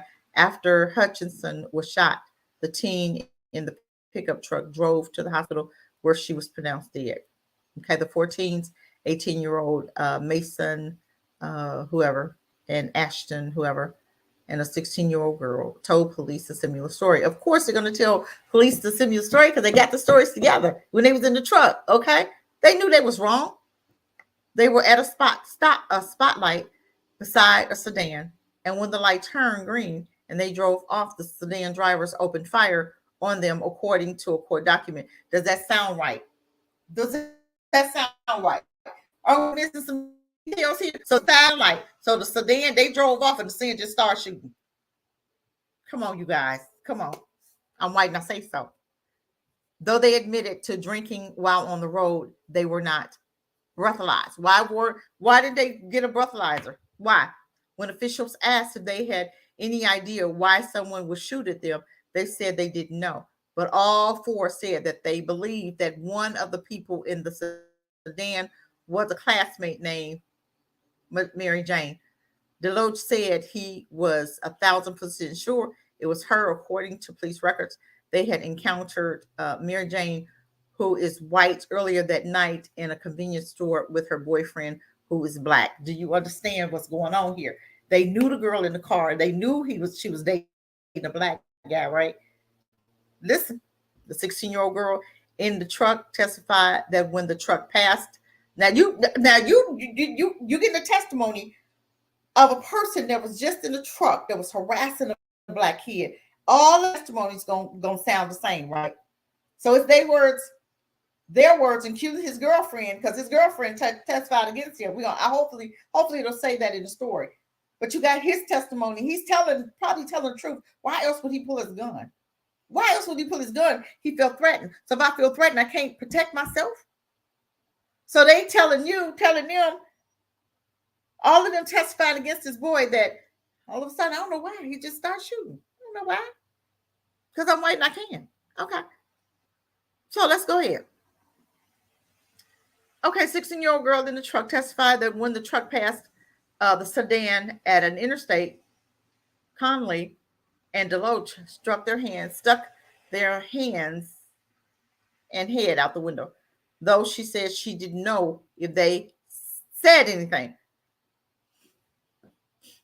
So they stuck their head out the window. You in the truck, but you don't know if they said anything. You don't know if they said anything. Okay, come on, let's keep reading. I'm just saying. She said she thought they were waving at the person they assumed. Mistakenly, it turned out to be Mary Jane. Okay. So she don't recall them saying anything. In one of the police reports, Detective Dustin Cross wrote that Conley was seen yelling out of the window of the victim's vehicle just prior to the shooting. In his interview with police, Conley gave conflicting statements about who he thought was in the sedan and was charged with obstruction of justice and arrested. That case remains pending. Okay. The morning after the shooting, the Statesboro's police department issued a press release seeking information about it. Later, they received a call from a woman who said her friend Emma had told her about the incident that night.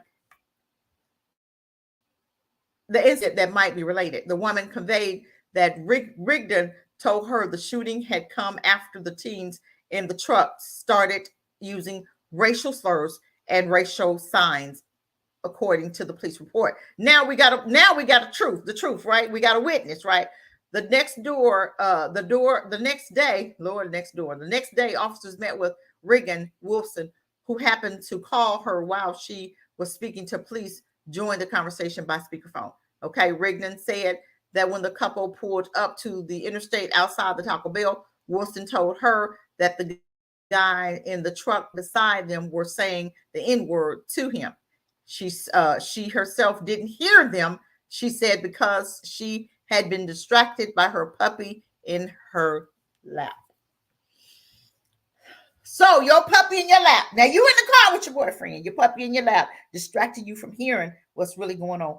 If you know that you're in the car with your man, and you know that this is a black man, and you know that you're in a white environment, you know these friends, and he probably were friends with her, but you got a puppy in your lap, so you're not gonna hear or say, "What's going on, honey?" When you hear him, them doing all this, you're gonna still stay focused on your puppy in your lap, right?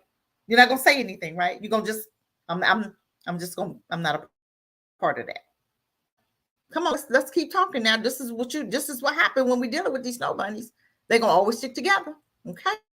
Come on. No matter. So she said she was dealing with her puppy in her lap, right? Okay, let me read that again. She herself didn't hear them. She said because she had been distracted by her puppy in her lap. So your ears can't hear nothing because you're looking at your puppy. Your eyes and your ears don't function, right? Okay. But after the light turned green, the truck swerved in front of them, and two boys were leaning out the window, shouting at them. She and Wilson said, a truck full of all I saw were white males driving their cars at me and are flipping me off and yelling racial slurs, Wilson said to the police. Okay. With everything going on right now, Riggin told police, referred to the 2020 racial justice protests across the nation. Wilson honestly thought that they were trying to run him off the road. And I was like, Mark, I'm scared. Okay. Come on now. She said, okay. It's in the middle of the night. Rigdon testified at the hearing. There's no lights on that road. I didn't really know what was going on. How do you not know? You're not stupid, are you? An embankment lay beside the 2-lane road, and Wilson told police he veered close enough to hear the rumble stripes along the edge of the pavement. He said he fired 2 or 3 warning shots below the trucks, which caused the truck's driver, Gibson, to slow down. Deloach recounted the same detail in his testimony, saying it looked like he was shooting at the ground at first. Okay. Then the truck accelerated, and Wilson heard a loud boom. He said he thought the truck had either rammed his car or the teens had returned fire.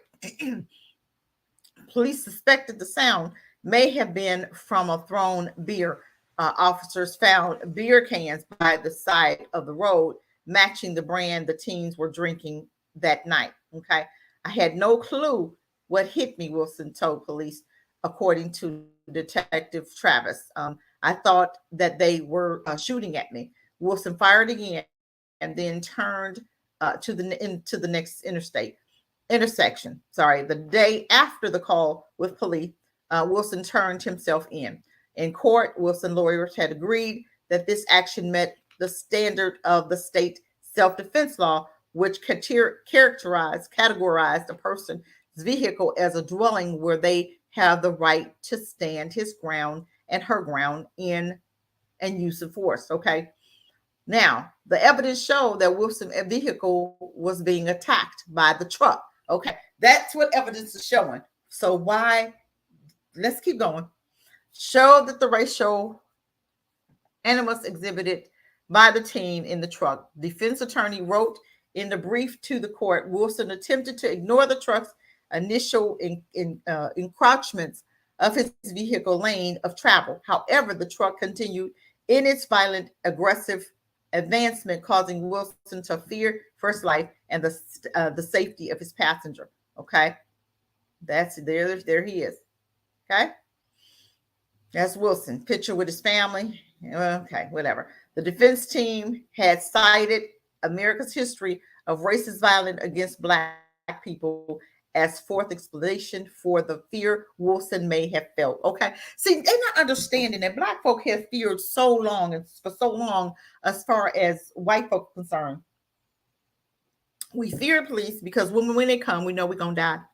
Or we're going to get the hell beat out of us. Okay. We fear police. So therefore, we know about the Ortho story, how he felt. Okay. Plus the cop called the code, right?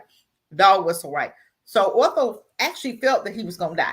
So this team right here, at 1 o'clock one, you got a white girl, which you should have been with her in the first place, but you got a white girl you sit next to.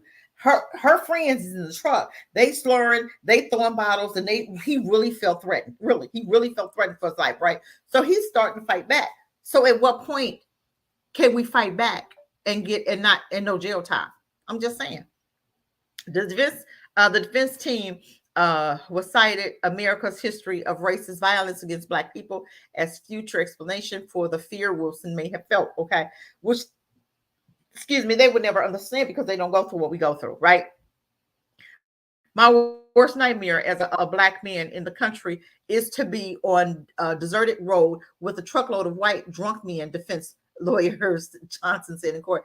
There are bodies that storm through the history of this country that say that that's a reasonable fear for the number of people. Okay, Johnson noted in 98 killing of James Byrd, who was dragged from the truck back of a pickup truck in Texas. 3 white men were convicted of murder, 2 of them sentenced to death. Another incident in 2021, a pickup truck full of white teens fatally shot James Anderson in the parking lot in Mississippi. The driver was convicted to murder and sentenced to life in prison. At a moment when racial tensions were simmering across the country, Wilson case sparked an online backlash against both him and the teens. Okay, Hudson's aunt Heather said in the court that her family has received threats. Okay, on social media, including anonymous comments about desecration Hudson's grave. In a brief to the court, Wilson's attorney Davis identified a man in the White Heritage Facebook group who made a racially motivated threat against Wilson and attended at least one court hearing. Okay, prosecutors have argued that Wilson acted unreasonable and challenged the allegation that the white teens carried racist beliefs. Okay, my thing is, how are you challenging something, but it's been proven, right? But they're going to ignore the proof and they're going to continue put this young man on trial because he's Black and you weren't supposed to be out there. You weren't supposed to be white with a woman in the first place. Oh my goodness, really? So my thing is, when do we fight back?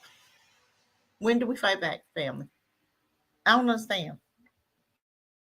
This is an open and shut case, okay?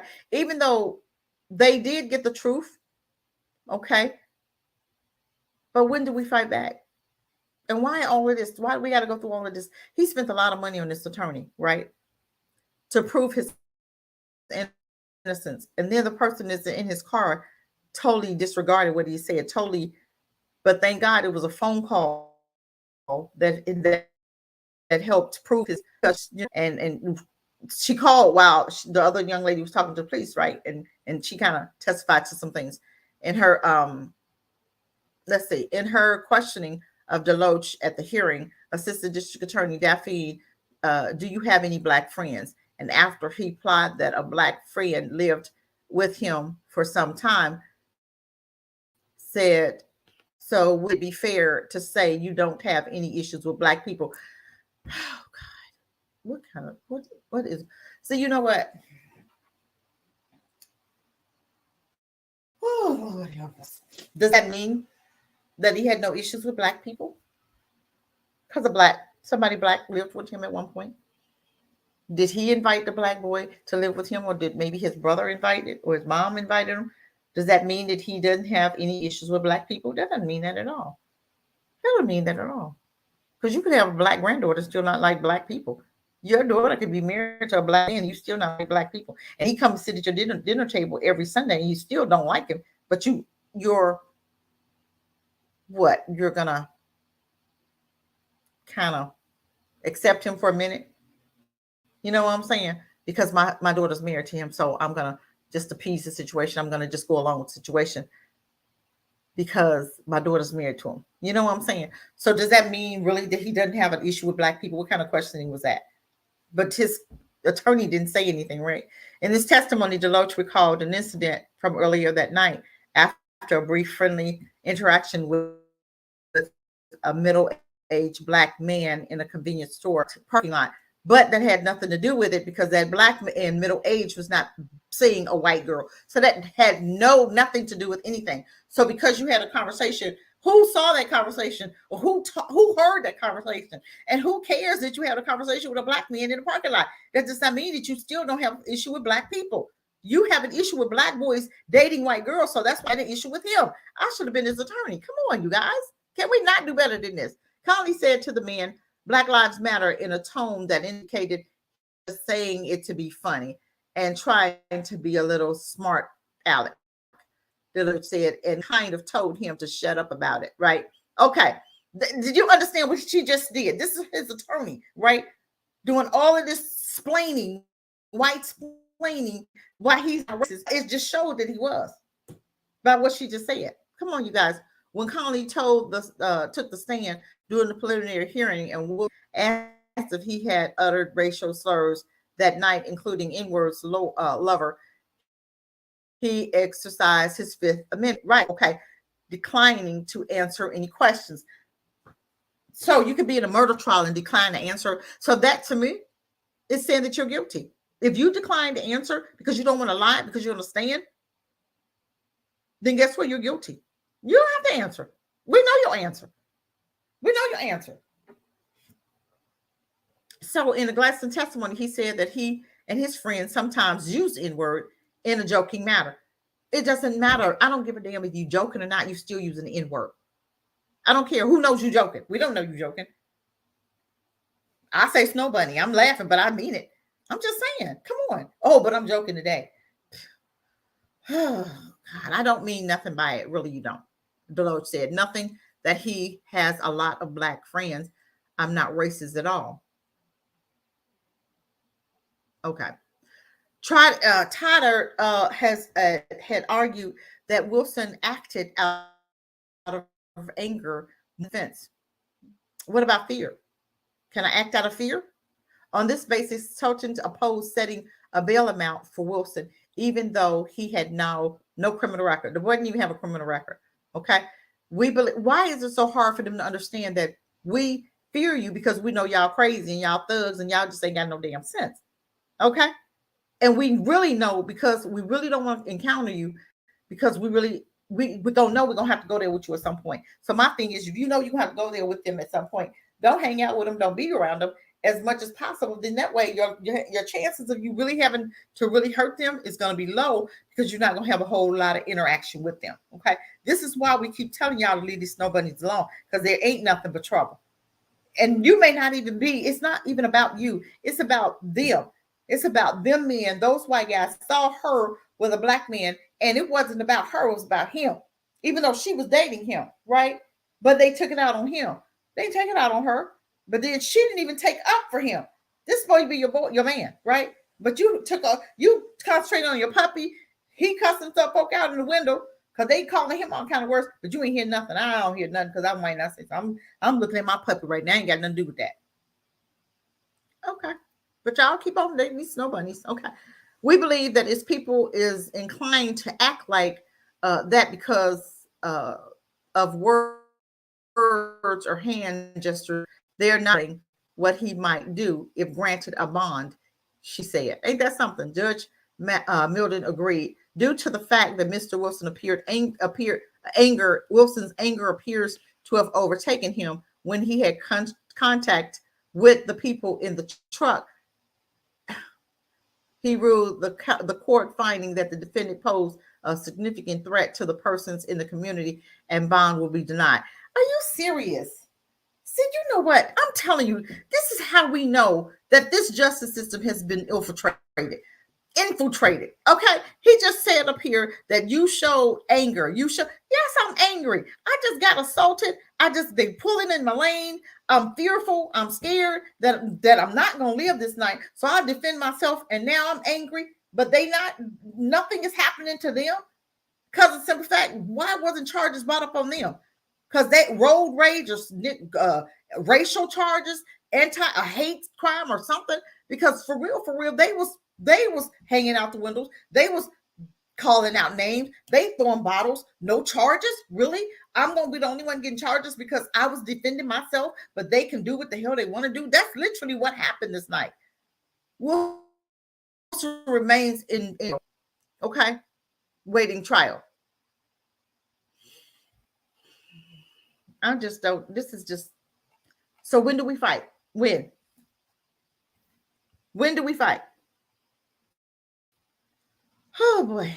When do we fight? I don't understand it. So I've shown you some different hold on, you guys. I've shown you our boy Otho. Okay. We're gonna show this one more time. Let's go back to Twitter. One more time. I'm just saying. This is the night. Now they don't have no tape, but this part. Where's all the rest of the video at? Where's all the rest of the video? I'm just saying, where's the video?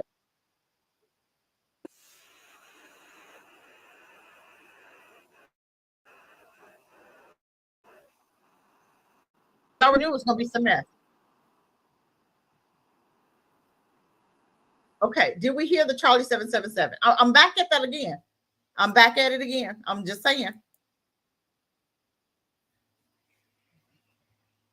Did he have a right to defend himself? If you know that he got on the radio and he said a code that you know is not a 1044 or 1041, now that's what codes start with. We all know codes, police codes start with 10, 10, 10, 10, 11, 10, 12, 10, 11, 2 and 22, 20, 10, 21. What's a Charlie 777? I've never heard of Charlie 777. He knows what Charlie 77, he knew that it wasn't good, right? So did he have a right to defend himself? He was literally trying to get out of the car to go into the house, I believe. So the officer said, no, hold on. Let's see a little bit of this. Come on.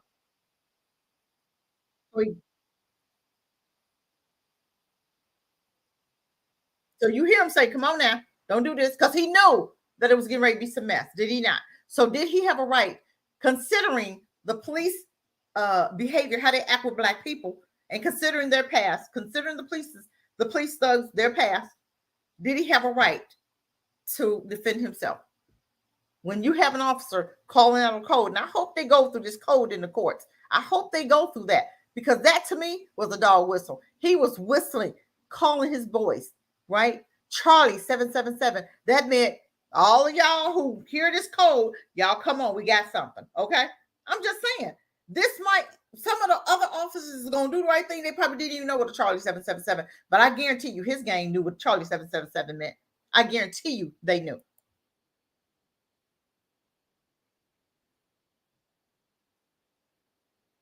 Okay? When he called that code, Ortho was like, we ain't doing this. I'm out. So my thing is, he was probably trying to get back to the house because he's right in front of his house. So he's like, if I can get to my house, let me get to my house. I don't even know if maybe he didn't have his gun on him, or maybe he was sitting out there just, just chilling. And then he was like, okay, let me get back to my house. But he wouldn't even let him go back to the house. But my thing is, where is the rest of the tape? If you telling me that this boy shot him, where's that part? This is the the officer's camera, right? So everything should have been shown. Why is we only seeing 29 minutes worth and that's it? Where's the rest of it? Something's not right with this case. I don't believe that was self-defense. I don't care. You're not going to tell me that he killed that cop on purpose. He did not. He didn't kill the cop on purpose. I'm just saying. He did not. So when do we fight? When do we fight? Do we? Or do we keep taking it? Because when we fight, it seems like we get in trouble. When we don't, we die. So which one do you want? Do we live to stand before the court like Ortho? Hopefully, he'll use those UCC codes and he can get off if he understands what he's doing. He's here, the right attorney that knows, and pretty much he doesn't have the right attorney because use UCC codes. That's all you got to do. I'm serious. But my thing is, he had a right to defend himself because he already knew that it was going to be some mess. He already knew either he was going to get the hell beat out of him or he was going to die that night. He knew that. That's why he defended himself. And I believe that you have a right. When thugs act like thugs, you have a right to defend yourself and all charges drop. Seriously, when something happens like that and you know that he was getting ready to do some dirt anyway, because he called that code for a reason. That was a dog whistle, okay? So why did you call that dog whistle? So my thing is, you died because of yourself. You didn't die. You stopped him. You harassed him. You called the code. You dog whistled. So you was already up to no good. So you died because you were up to no good.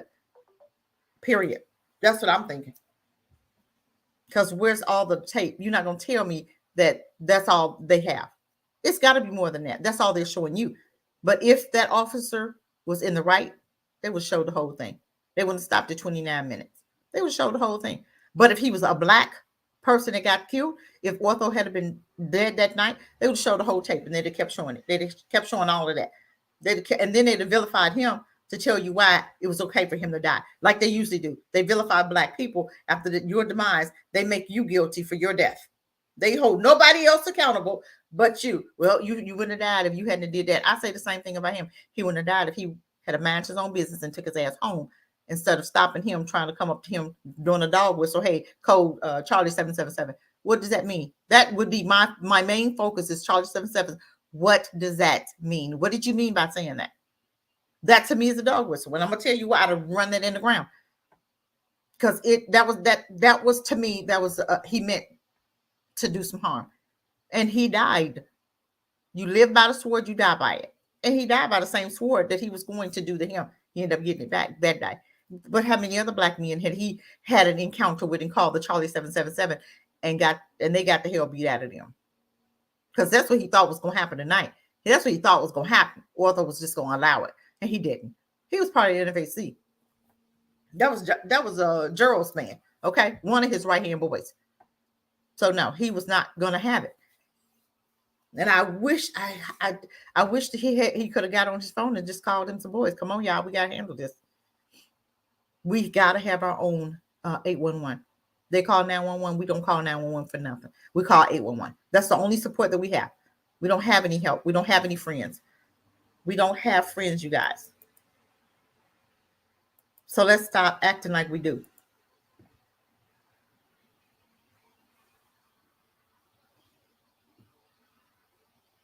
Yes, I was talking about Ortho. Yeah, I played the video. That was him on the video. I don't know if you guys could see it or not. I kind of shared it a little bit. But yeah, I was talking about Ortho, but I was talking about the other young white boy, black boy who was in a pickup. He was in a car with a white girl, pickup full of white thugs, right? Who had an issue with him. You have to rewind you have to rewind the live. But I'm done. 2 hours, that's long enough for me. You know I don't like do long lives. But when do we fight? I think that you still have to protect yourself. When they act like thugs, you treat them like thugs. We talked about the young lady whose business, that was her. Remember the yellow bus I just showed you? That was her yellow bus. That was her business. She does on the road salon and in her bus. And they vandalized her business, her neighbors. Okay. But my thing is she reported it. I wouldn't have reported anything. Stop reporting to people that's not going to back you.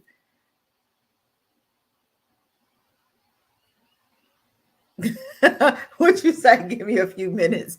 Get my bills in order. What you mean, Wilbur, by that? I'm just saying. If anybody want to come on, because I'm getting ready to go. If y'all don't want to come on, I'm getting ready to go. Y'all have anything you want to say? But my question is, when do we defend ourselves? When do we defend ourselves? When? Do we ever? I'm just saying, do we ever?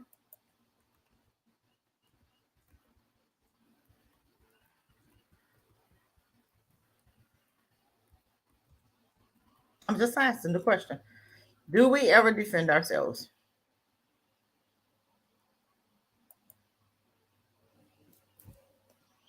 Because we already know when we do what happens. We die. And then they villainize us.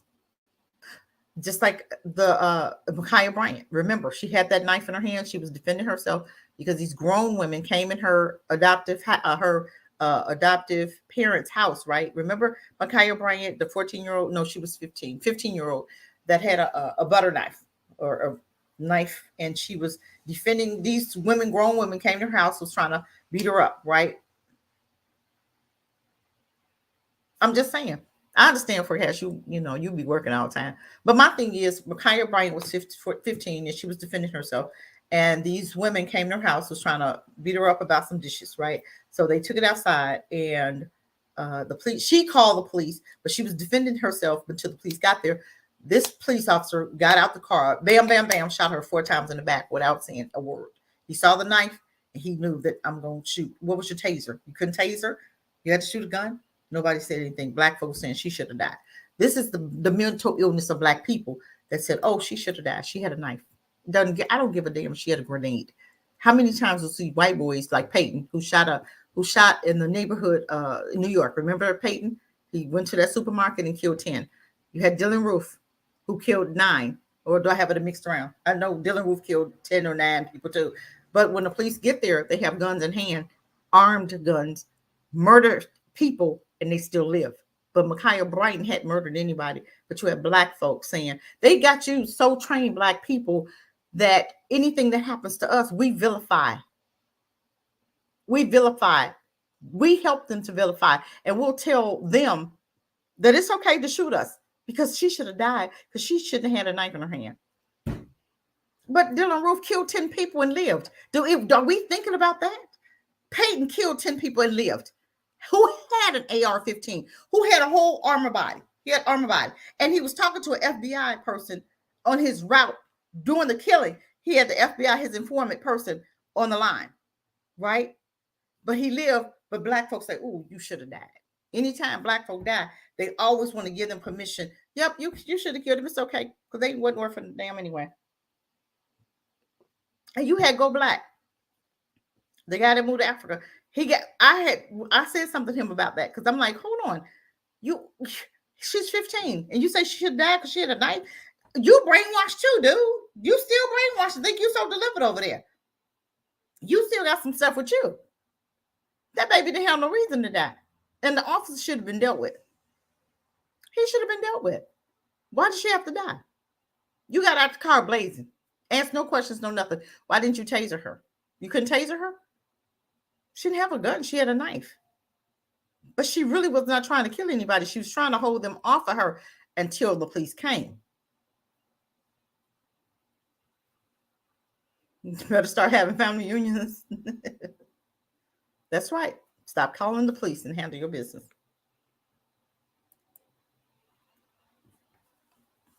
I'm just saying.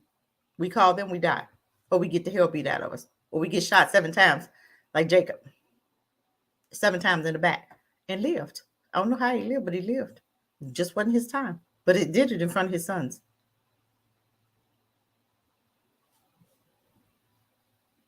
That's right. Know your kinfolk and keep up good relationships. But we do have a right to fight. When they act like thugs, you have a right. Those UCC codes, you need to know the UCC codes. That were Pookie and Ray Ray. That's what's Pookie and Ray. Yeah, Pookie and Ray Ray weren't even there doing the store. When Peyton went into the store, Peyton should have never lived. When they come into your neighborhood and they act a fool, y'all, Pookie and Ray Ray need to handle that. And Pookie and Ray Ray didn't. The neighborhood drug dealers did absolutely nothing to this man. You let white folk come in and do whatever they want in your neighborhood, but then you're going to kill your brother? That's the mental illness. Do you guys see the result of slavery, the result of the system, the result of this country, what it has done to Black people? They have caused us mental illness. We are walking mentally ill patients, free mentally ill patients. We are free mentally ill patients. I'm serious. We walk around here and we have so much hatred for our own, but this was taught to you. We don't even know it. It was taught to you. We act like this with each other. We act horrible with each other. We don't even like each other. It's not just in America, it's in Africa too. Because Africans hate Africans. Africans hate Black folks. Black folk hate Africans. Black folk hate anything that look like them. Whether you're African, Caribbean, Jamaican, they hate anything that looks like me. But I'm going to tell you what. But they'll treat white folk like goddesses. I've seen it.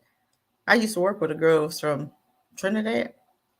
One of them little countries over there. When I first met her, I said, she a coon. I told one other Black girl we worked together. I said, she a coon. I said, watch her. And exactly what I said. She was exactly that. Was the boss's favorite. She was all up in her. Oh, because you know I couldn't stand her. I was like, oh my God, I didn't even talk to her. I didn't. I ain't mess with her. I didn't got nothing to say. I'm sorry. I don't even be bothered with people like that because I already know I could see them coming. I could see them when she introduced herself. I was like, God, we got another one. And the girl at work would say, Cassie, what you talking about? I said, watch. Just watch. Give her time. Watch. You're gonna see it. And sure enough, she's seen it. God, Cassie, you was right. I know, because I could smell them. I could smell them. So as I say, hey, I already know. And I'm watching, like, yeah, she'll come. It's sad. She was from one of them islands. And I'm not saying all of them. Facts, we got each other on blocks we don't own, but they can come to our community. Yep, violent to women and children. Yep, early, and we do nothing. Yeah, but you have to understand. I seen a white boy go into a parking. It was an apartment complex, and he was just shooting out the windows, shoot in the neighborhood, shooting. You think anybody came out? Not one Pookie and Ray Ray came out to defend that neighborhood, that block. Not one Pookie. They would have had every right to defend that area. They would have had every right to lay him down. He came in your neighborhood shooting, and you did nothing. I don't know if they act like they couldn't catch him. So he was never caught. But he comes in your neighborhood acting a fool. Okay. Handle your business. Take him out. Go back in home and act like you don't know nothing. I don't know what happened. And nobody better not say nothing, because we're going to take you down. See, we have to start doing stuff like this. We have to start hanging out. We have to start sticking together. We do something. It's just like I seen it. I couldn't find it. It was a police officer. This dude, it was another one. I seen it. It was another dude. He was a police officer that a black guy was beating up on the police officer. Do you know that black guy came in and was beating up on the black guy, pulling him off the police officer? The police officer was like, can you imagine that? I'd have beat the hell out of him. Oh, I'd have got him. He started pulling off this black guy off the police officer. But I'm going to tell you what, after I'd have got out of jail, I'm going to get you. Because you ain't had no business. The men of the black should have taken care of him. And I'm not condoning violence at all. I don't. I condone justice. My thing is, I am all about justice. If I see injustice, I'm coming. I'm going to handle my business. I don't care what. I don't care what. Don't come acting crazy. Don't come acting crazy. Because I believe that we need to defend ourselves. I really, truly believe that if you come acting a fool, then guess what? We're going to handle our business. Black folk together as a corporate globalists. We come together and we handle our business. You don't let people come in your neighborhood like Peyton and shoot up the whole grocery store. Somebody should have. Pookie, Ray Ray, where you at? That's when Pookie and Ray Ray should have got business. Should have got busy. Peyton shouldn't be even in jail. He should have been taken care of. Because I know them old people have some relatives in jail the same jail he's at. Why is he still breathing? Highly favored, welcome. Why is he still breathing? Yeah, getting treated like chumps. Yep. Man, I'm going to deal with it. Yep. That's sad. That's so sad. So do we fight? When do we fight? We have a right to fight. When thugs act like thugs, UCC code says we have the right to defend ourselves. UCC codes. You ever get in trouble, you use some UCC codes. It's a whole book of them. UCC codes. Use them. If you know them, you can get off. But you got to know them. Because they fight legally with the UCC them codes. That's all they use in court. You have them codes. You can get off of any ticket. Use UCC codes. They have no business writing your ticket. You go to court and you fight them with UCC codes. You win. That's anything. I was going to bring my girlfriend on here. I think I still am. And she's going to talk to us about the UCC codes. She's going to talk to us about them. Seriously, you know your rights, family. You have to know your rights. If you don't know your rights, anything goes. I have the whole book printed off. It's like 200 pages. UCC codes. I'm going to learn them. I'm going to learn them. I'm going to know them. I'm not going to get caught out here. And you already know what I'm trying to do. I ain't going to be here long anyway. If I get some money tomorrow, I'm out tomorrow. I promise you. I have my land in Melindy. I'm building on it. I'm out. I hate this country. I told my daughter, if something happened to me, don't be. I don't care. You better put me on a plane And on the way to Africa, spread my ashes or something. Do not bury me in this country. I hate this country. But UCC codes. I'm just saying. But I am going to do a show, and we're going to talk more about that UCC codes and stuff. Because you use your codes, know your rights. We don't know our rights. We don't even know anything about the UCC codes, do we? We need to. I'm telling you, we need to. But I'm going to go. I think I've spent enough time here. But stop calling the police and handle your business, family. We don't need to report them. Who are you reporting it to? What are they going to do? The young lady with the yellow bus, her neighbors tore her bus apart.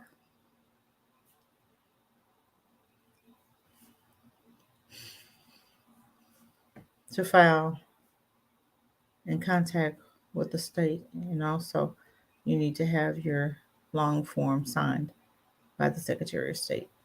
Trust me, I'm in the process of doing that. You have to do what you got to do. Where's her husband? Where are all our husbands? Where are all our...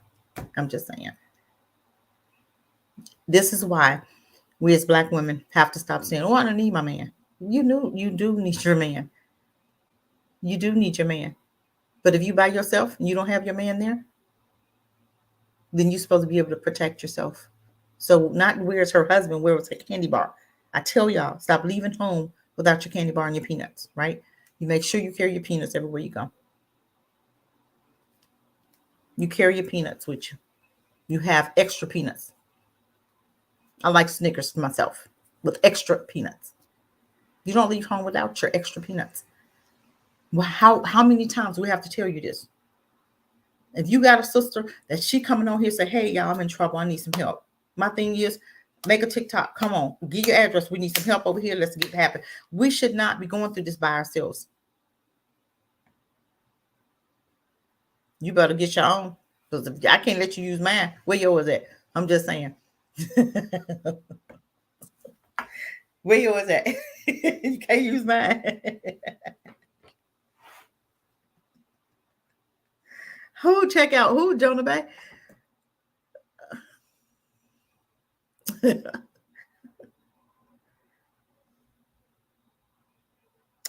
You need to oh yeah, they're allergic to them. But I'm gonna tell you what. You need to, if you guys have women, teach them how to go to the range sometime. I love going to the range. I'm just saying. Go to the range. Why are we not going to the range? We have to start being more aware.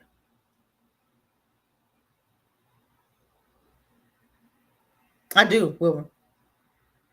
But you have my email, right? Hard Truths?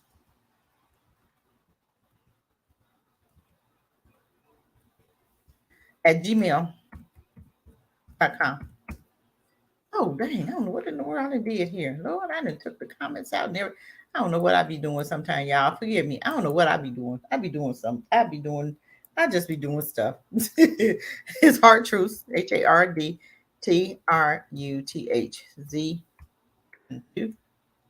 Uh-oh. Hold on, y'all. At Gmail. That's mine.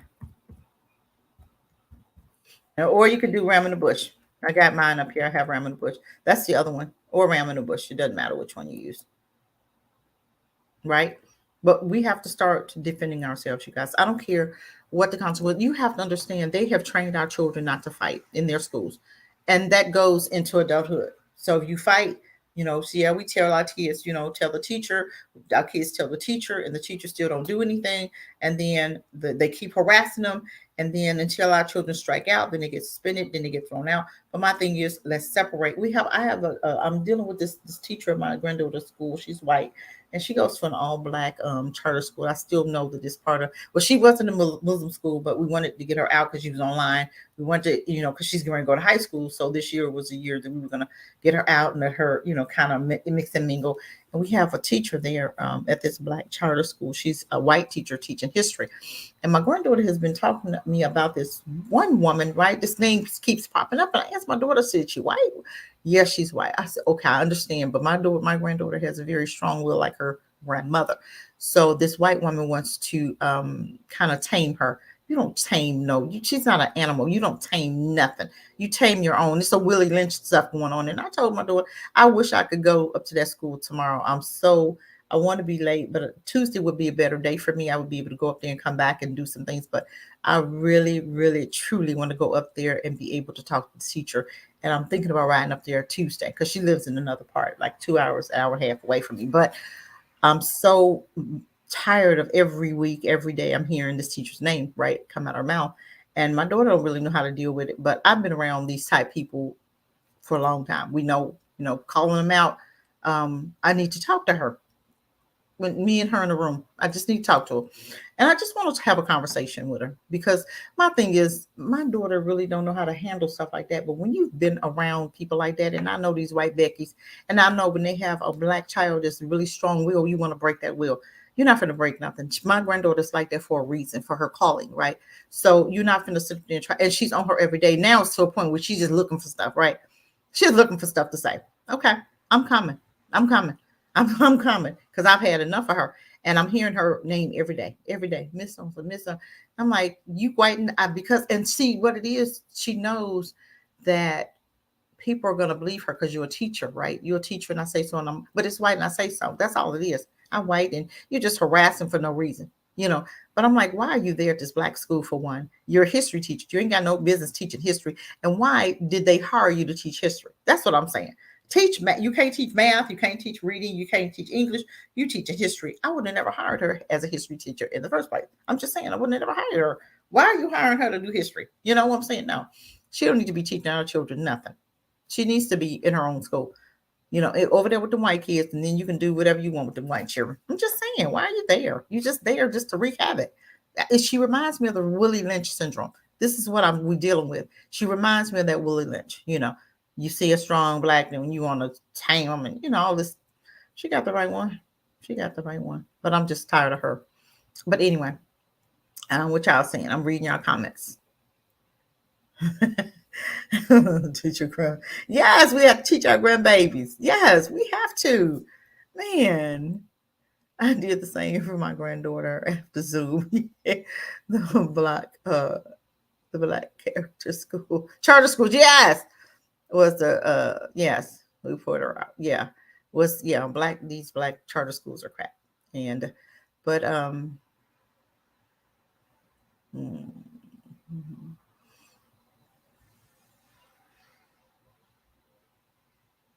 yeah, these black charter schools are just, I don't know what it's just, I kind of wish she had left her at the Muslim school. We didn't have this problem at the Muslim school. Well, we didn't have that problem at the Muslim school. I just wanted, but it was just so expensive. My daughter was paying like $150 a week or something like that. It was really super expensive. And she was the only one doing it. The dad called herself a Muslim, but wasn't doing nothing. So you're a Muslim, all right, but you ain't changing your behavior. Okay, whatever. Anyway, homeschool. I wish we had time. We don't have time. My daughter works. She has a business and it's just really hard to, But yeah, I just wish we had our own qualified school. We have our black schools, but like charter schools, they just not worth it. I wanted to check on Q Butter School. I want to really check on his school to see if we could put her in there because it's just it's just a mess. You know what I'm saying? When you cannot rely on your own, we have to get to the place where we're doing better. I am 2 seconds for being out the door. I may hang in there while my kids are in. Yeah, Wilbur. It's just, I don't know. It's just so hard because we want so much for our babies. Oh, you told me to move to where my grandbaby is and teach her and teach him. I'm telling you, it's just a lot. It's really hard when you're trying to do something, and I just hate her. She's been around this woman for a whole year, harassing her every day. And at first it was, but I'm hearing this name. I said, why do I keep hearing this? So I began to talk to her mom about it. My daughter. I was like, who is this lady? What's going on? So she was talking to me Friday about it. And I'm like, But I'm hearing this woman's name all the time. I mean, my granddaughter called me while I was on the live, so I'm gonna have to call her back to see what's going on. But she called me, and I'm hearing this. Hey, why am I hearing this lady's name all the time? Why? It's just to a point now that the woman is just picking. It's just picking. Black charter schools are still wearing masks. At least the ones here. Yes, they are. They're white. They call them black charter schools, but it's still some of these white teachers. I mean, black teachers are. I say get our own schools, but we got to get them delivered too now. You know what I'm saying? We got to get our black teachers delivered. Yeah, seriously. Yes, we have black schools, but if our teachers, excuse me for yawning. Sorry, if our teachers are not dealing with their stuff, and they're teachers, but they still got some. We still in this society. They came out of these white schools, so they've been trained, and so yeah, it's a lot.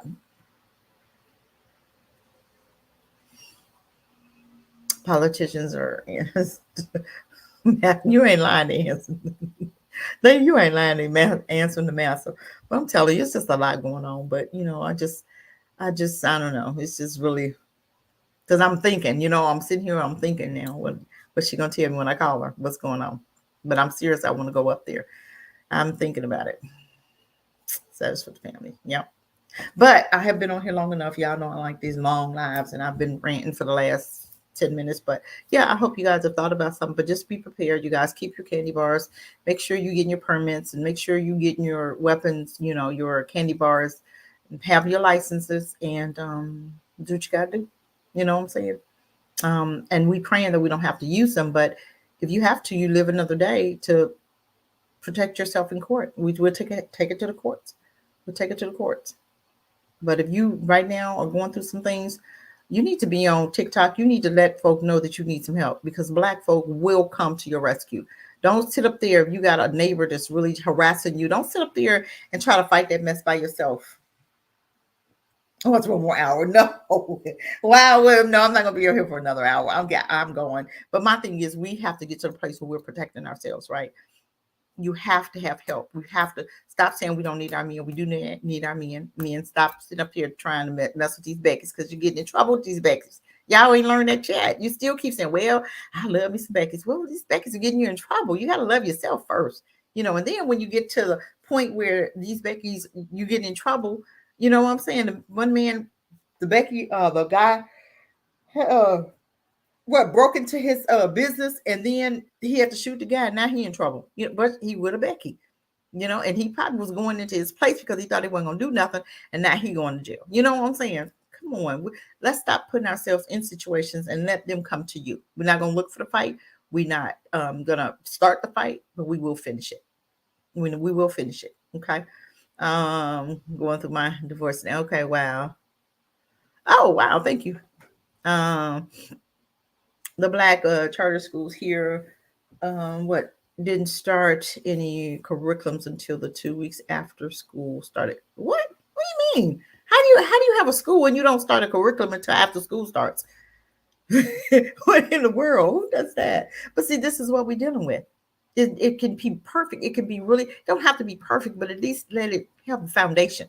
Because I'm gonna tell you what, I was even thinking about, I would love to get our own schools. I would. But Forecast would have to do that for me. Forecast could do his own little thing, right? He can, do his little history lesson. I would give him permission to come on and he'd be my history teacher. He'd be my history teacher.